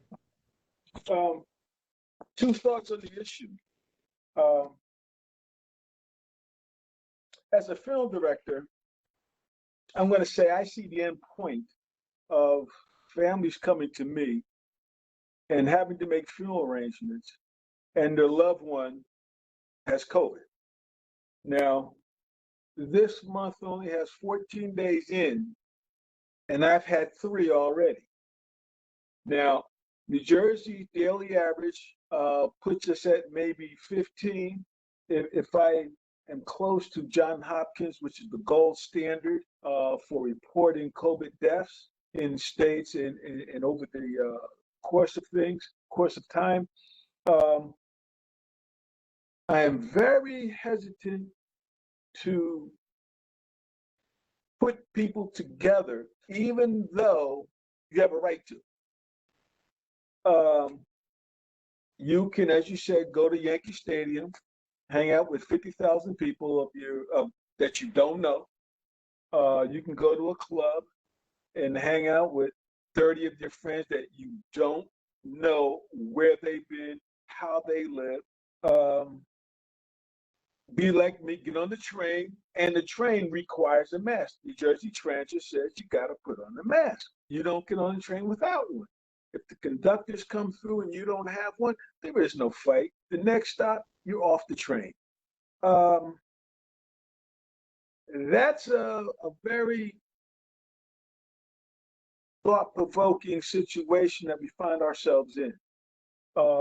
If you're an adult, believe me, you have every single right to go out your door in the open air, stand next to somebody and breathe in their face. You have every right to do that. I have every right to say, you can't come next to me because you don't have a mask on. I don't care if you've been vaccinated. You can't do that with me. Our mayor is a doctor, so he's going to take that standpoint. So he has you before, and I'm at the end. What you do in the middle, that's up to you. My grandkid, not in school yet. I'm very happy he's not, because that would be a decision that was kind of rough to make, especially without a mask. And then I was just in Tampa, Florida, and no one had a mask. Absolutely no one. I was amazed. But me coming from New Jersey, I put a mask on. We were at the beach. I had a mask on. So that's a very heavy thought to me on Franklin Day. So that's my thought. I just thought I throw it out there. Thank you, Mr. Mayor. Thank you. Anyone else wish to speak? Mr. Mayor, may I? Councilwoman? I think you bring up really good points. I think obviously Councilman Wright brings up points as well. I think for me, I am not a medical doctor. I am not epidemiologist or anything like that. Just a mere councilwoman. But you know, to the point that I've made previously, to the point that you also touched on, we are not a private entity. We do not have an obligation to stakeholders or financial or economic obligations to make money. We have an obligation to keep people safe. So while there are a lot of activities happening, there are things opening back up. There's concerts, there's games. You can go on vacations and trips, and some countries are actually adding some restrictions, some are taking them down. We're not done with a pandemic yet, right? Like, I think we just reached our threshold of how much we can lock ourselves indoors, but the threat hasn't gone, right? So for me, when this came up on the agenda and we're thinking about the Franklin Day Festival, is that, as a government entity whose job is to make the best decisions on behalf of the residents to keep them safe, to me, this felt like something that maybe we needed to put aside, as sad as it sounds, for a little bit longer. Because just because there's concerts, just because there are all these things happening, it isn't because it's safe-ish. It's safer than it was before. I will qualify that statement because of vaccines and, but we're not out of danger. We're not in the clear. There's still variants. There's still people needing to get vaccinated. And I'm just not comfortable as a government body sponsoring a event that encourages congregation, encourages people to really get close to each other in a way that may not be safe. So I think that's my 2 cents, that, we are not the Yankees, we are not the Mets, we are not Rutgers. We don't want people in the stands because that's money, right?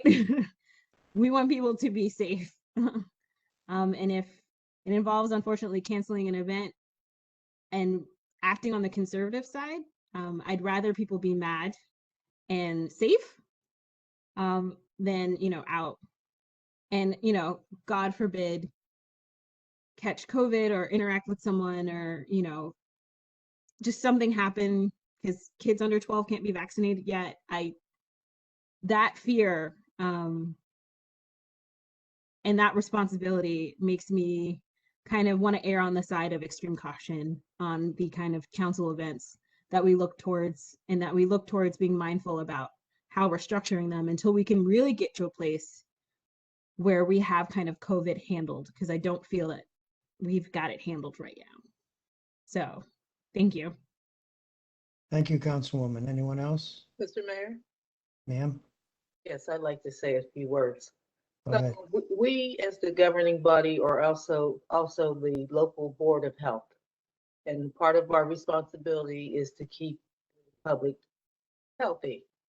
So I agree with everything that everybody said here, that, we should postpone. That would be the most judiciary and responsible act as a governing body, as the local board of health as well. And also, that was one of the reasons why we also decided to delay the grand opening of the youth center, for that reason as well. So I just wanted to add that, but I agree with everything that was said by Councilwoman Pruitt, Councilman Wright, and you, Mayor. Thank you. Thank you. Anyone else wish to speak? Mr. Mayor? Yes, sir.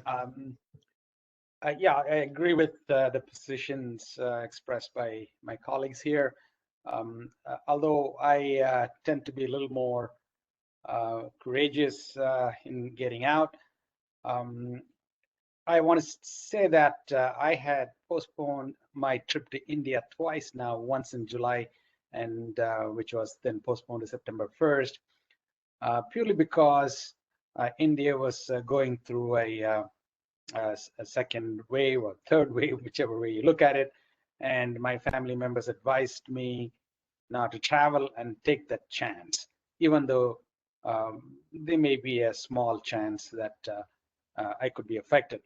But as a elected official, me and all our colleagues have a moral responsibility for the safety of our residents, and we do not want to put anybody in harm's way. And I think it would be prudent to postpone Franklin Day to next year. Hopefully by then we would have much better control on the situation. Thank you, Mr. Mayor. Thank you. Anyone else? Hi, Mr. Mayor. I just want to say something on this as well, if I may.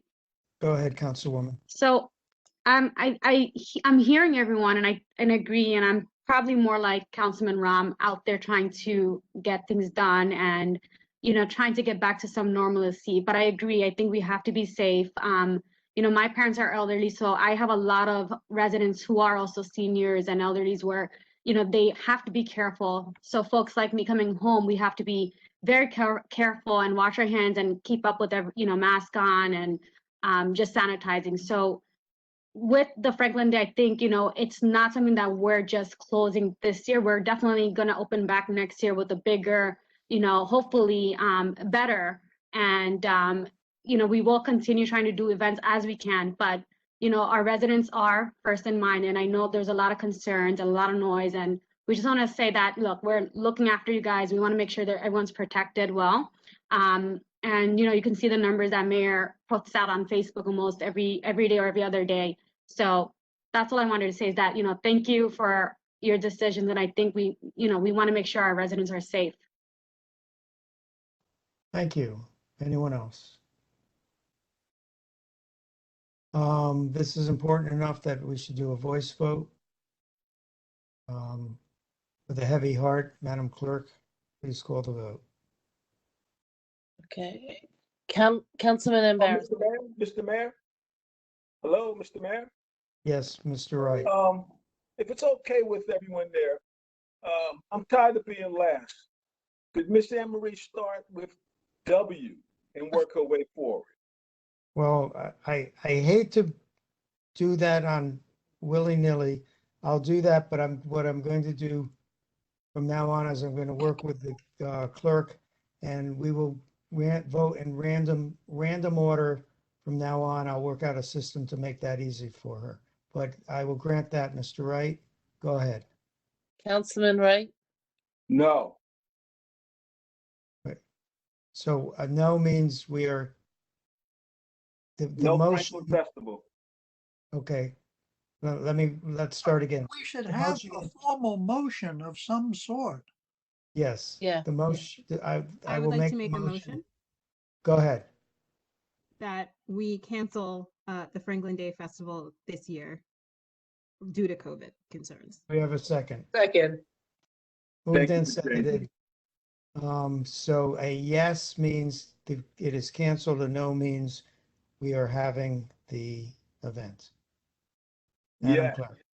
Yes. Councilman Embarrassing. Yes. Councilman Chase. Yes.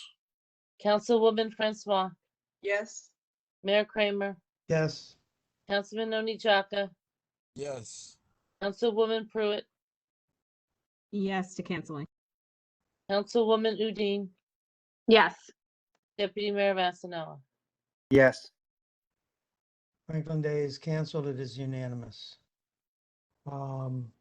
Next item is the Environmental Commission resolution calling for fossil fuel divestment from the Jersey State pension plans. Mr. Chase.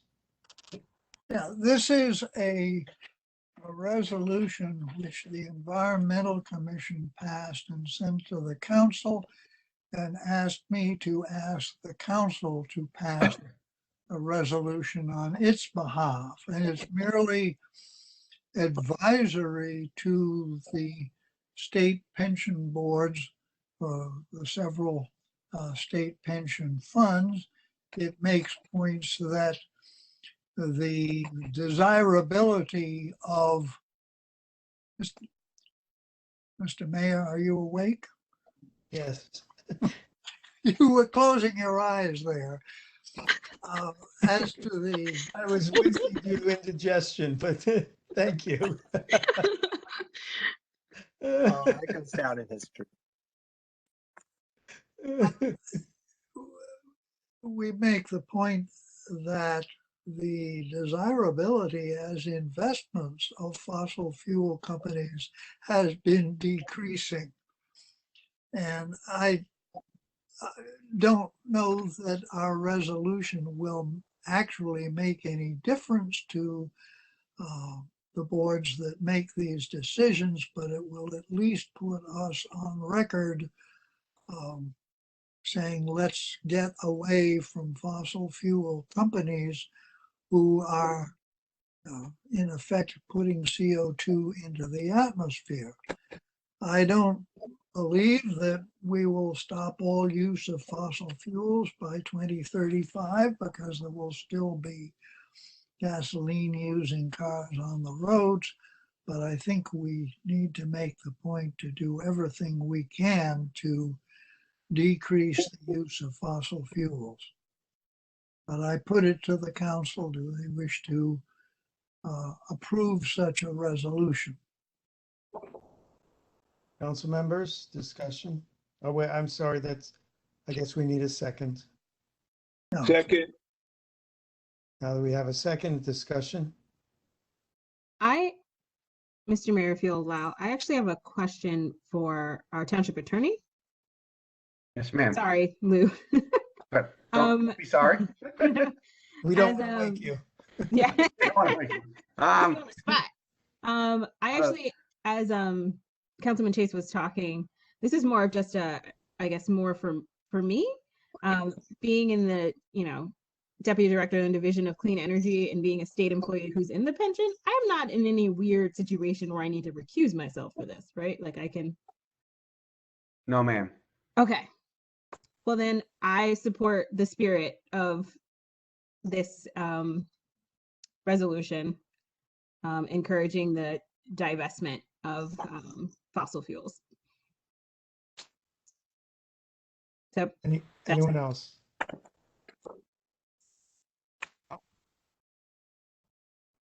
Mayor, I have a word. Personally, I'm committed to the environment. In my real estate investments, I had installed solar panels in my buildings, and I drive a Tesla as we speak. So I'm very conscious about fossil fuel usage reduction, and I think we can make a symbolic gesture by putting this resolution through, even though, like Councilman Chase said, it may not have any effect at the higher level, but at least it's a statement of support. Anyone else?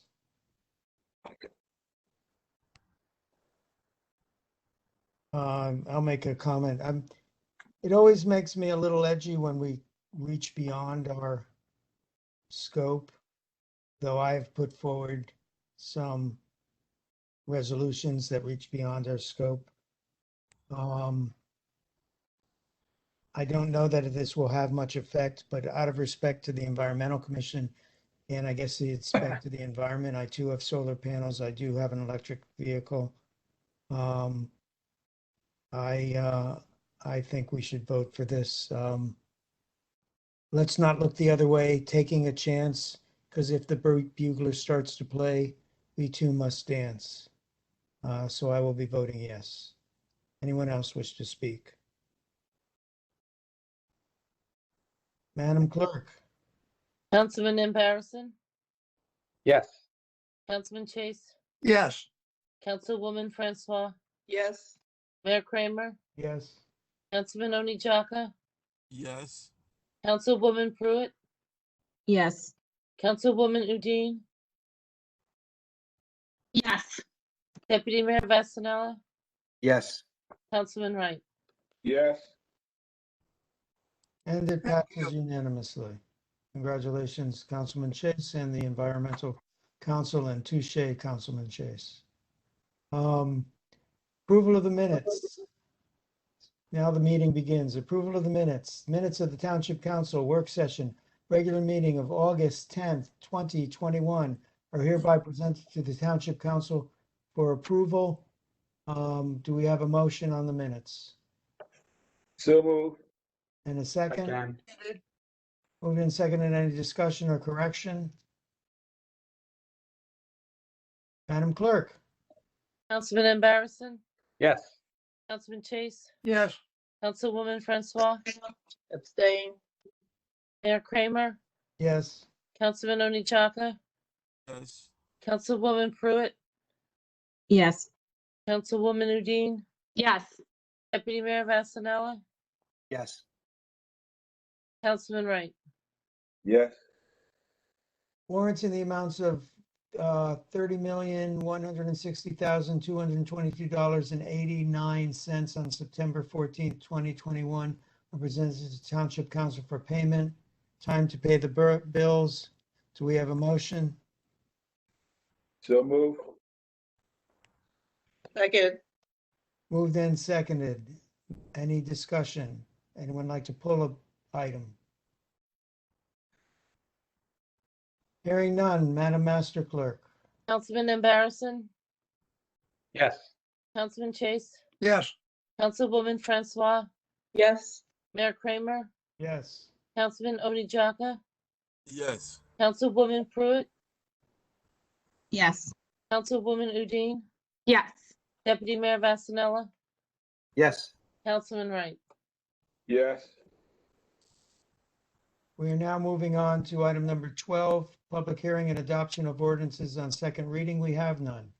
Item 13 is introduction on first reading. This is where we announce to the public that at some time we will be voting on an ordinance. And this is that public declaration. Ordinance 4349-21, an ordinance of the Township of Franklin, County of Somerset, State of New Jersey, authorizing the acceptance of a conservation easement and drainage easements from SFG Newland Somerset LLC for block 517.05, lot 35.12, which is 230 Belmont Drive.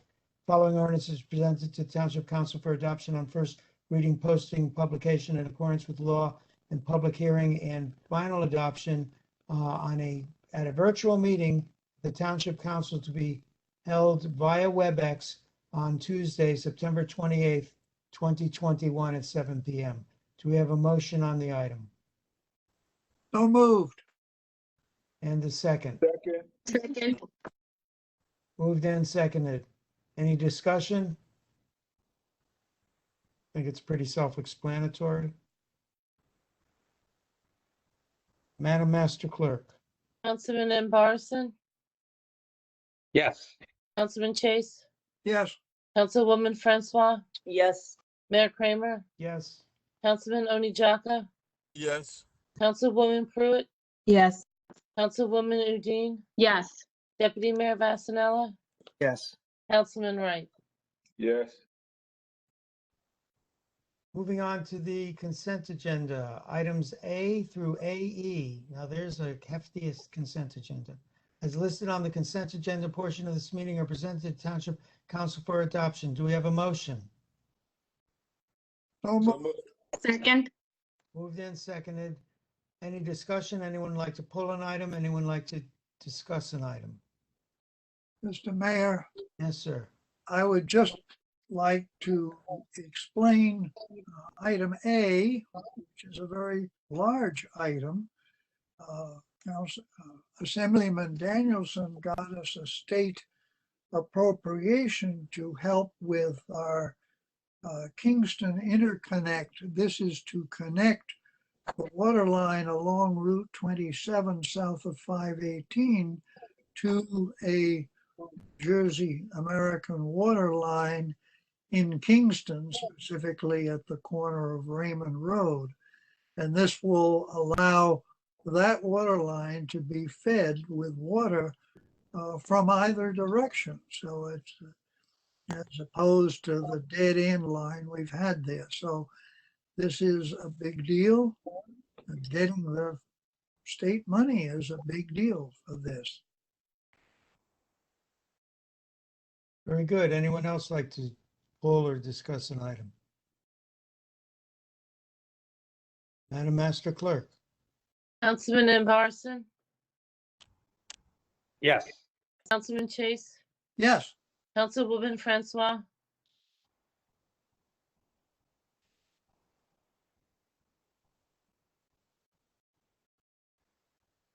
Can you hear me? Yes? okay. Okay. Mayor Kramer, Yes. Councilman Oni Jaka, Yes. Councilwoman Pruitt, Yes. Councilwoman Udine, Yes. Deputy Mayor Vasanella, Yes. Councilman Wright. Yes.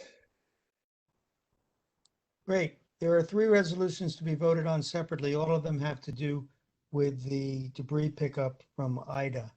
Resolution 21-326 is to confirm the award for the contractors for $223,350 for the that's for the Ashbrit to pick up the debris, and for Tetra Tech, $69,622.68 to monitor the picking up of the debris. That's presented to Township Council for adoption. Do we have a motion? So moved. Second. Second. Moved and seconded. Any discussion? Madam Clerk. Councilman Embarrasson, Yes. Councilman Chase, yes, Councilwoman Francois, Yes. Mayor Kramer, Yes. Councilman Oni Jaka, Yes. Councilwoman Pruitt, Yes. Councilwoman Udine, Yes. Deputy Mayor Vasanella, Yes. Councilman Wright. Yes. So the next item is Resolution 21-237, authorize emergency appropriation of Hurricane Ida expenditures. $800,000 is presented to Township Council for adoption. So there are generally 3 ways you spend money. Or a township can spend money. 1 is by budgeting, 2 is by a capital ordinance, or 3 is by spending it out of a trust fund, such as the snow trust fund. There is a 4th one for emergencies. And in order to pass this, we need 6 votes in order to pass it. This is going to be added to next year's budget. You probably noticed the manager alluded to this. There's a little over 200,000 and then roughly 70,000 that are listed in the prior agenda. That doesn't come up to 800,000. There are other expenses that due to transport, temporary storage, and the disposal fees or tipping fees. That's in there. Mr. Manager, well, first, do we have a motion on this item? So moved. seconded, Moved and seconded. What are your expectations of expenditures? So that's a very good question. So I do not anticipate that the costs as we see it right now, 2 days into this debris removal, I do not anticipate that our expenses will rise to this level. However, this $800,000 is not only intended to cover the emergency disposal of debris, but also all of the other costs associated with this declared disaster, to include things like police overtime that would have been above and beyond the normal budget, dispatch overtime, public works overtime, the removal of debris from the convenience center, and the ongoing actions of the township as it relates directly to the response to this disaster. And so I can't give you a number, but what I can tell you is I don't believe that at this particular point it will rise to the level of $800,000. What the law allows for in this circumstance is if you vote for this emergency appropriation today, before the close of the budget year, if it's determined that we did not need as much as we've appropriated today, we will cancel the amount to bring it down to the level that we needed, so that this appropriation is to ensure that we have all of our costs covered in response to the disaster.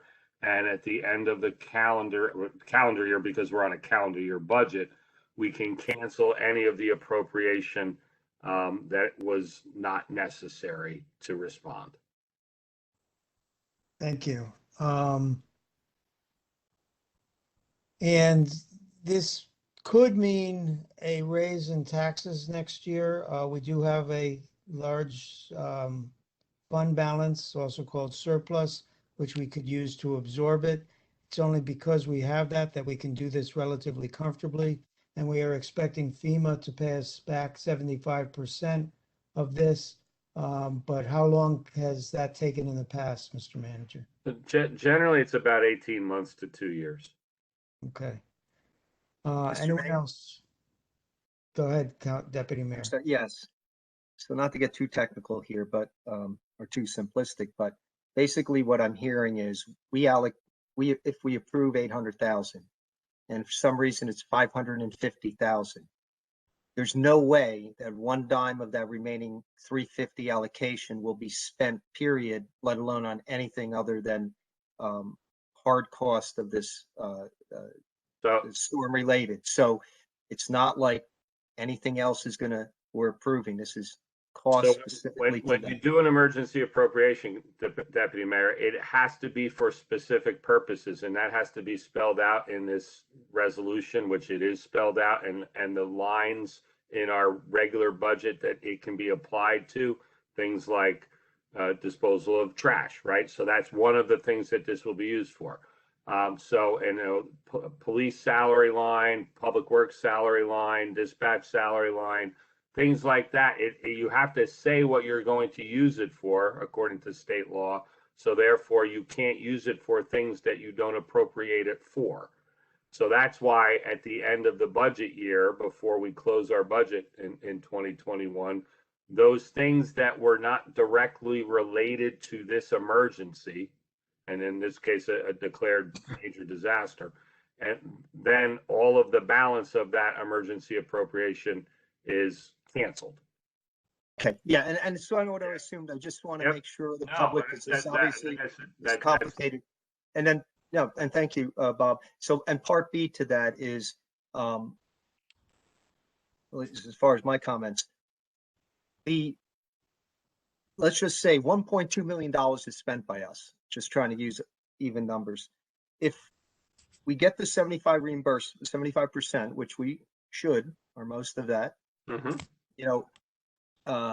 what's the math? 900,000 out of that 1.2, just using those numbers hypothetically, is a wash. We never will have spent it. We get the money, it goes into our general fund balance. Yep. So this is my question, not to get too technical. It sounds like it's, if we're lucky, maybe we'll see a little money in 2022. Likely we'll see it for the 2023 budget year. And nobody obviously is making a decision tonight, and I'm not trying to put anybody on the spot, but if we have $1 million or $1.2 million outstanding and we're waiting for that 75% reimbursement, we do not have to, very well, may not have to raise any taxes if we have the fund balance that can be the cushion while we're waiting for that reimbursement by federal government / FEMA.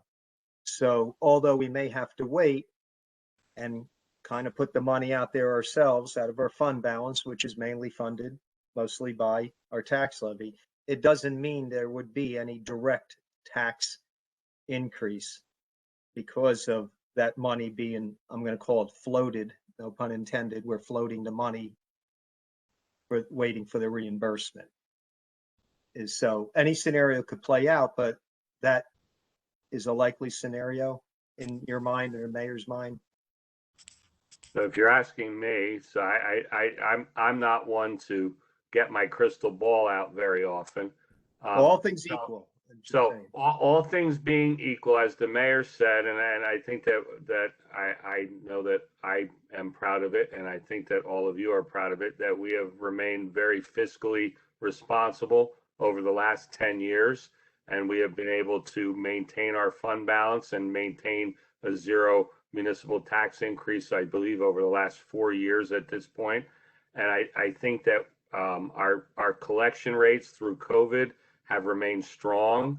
And while we've seen decreases in our revenue in certain areas, in particular places like the hotel tax collection, due to the fact that the room rates are the room rentals are far below where they used to be. I think that we're very, very healthy financially, and I think that we can absorb this.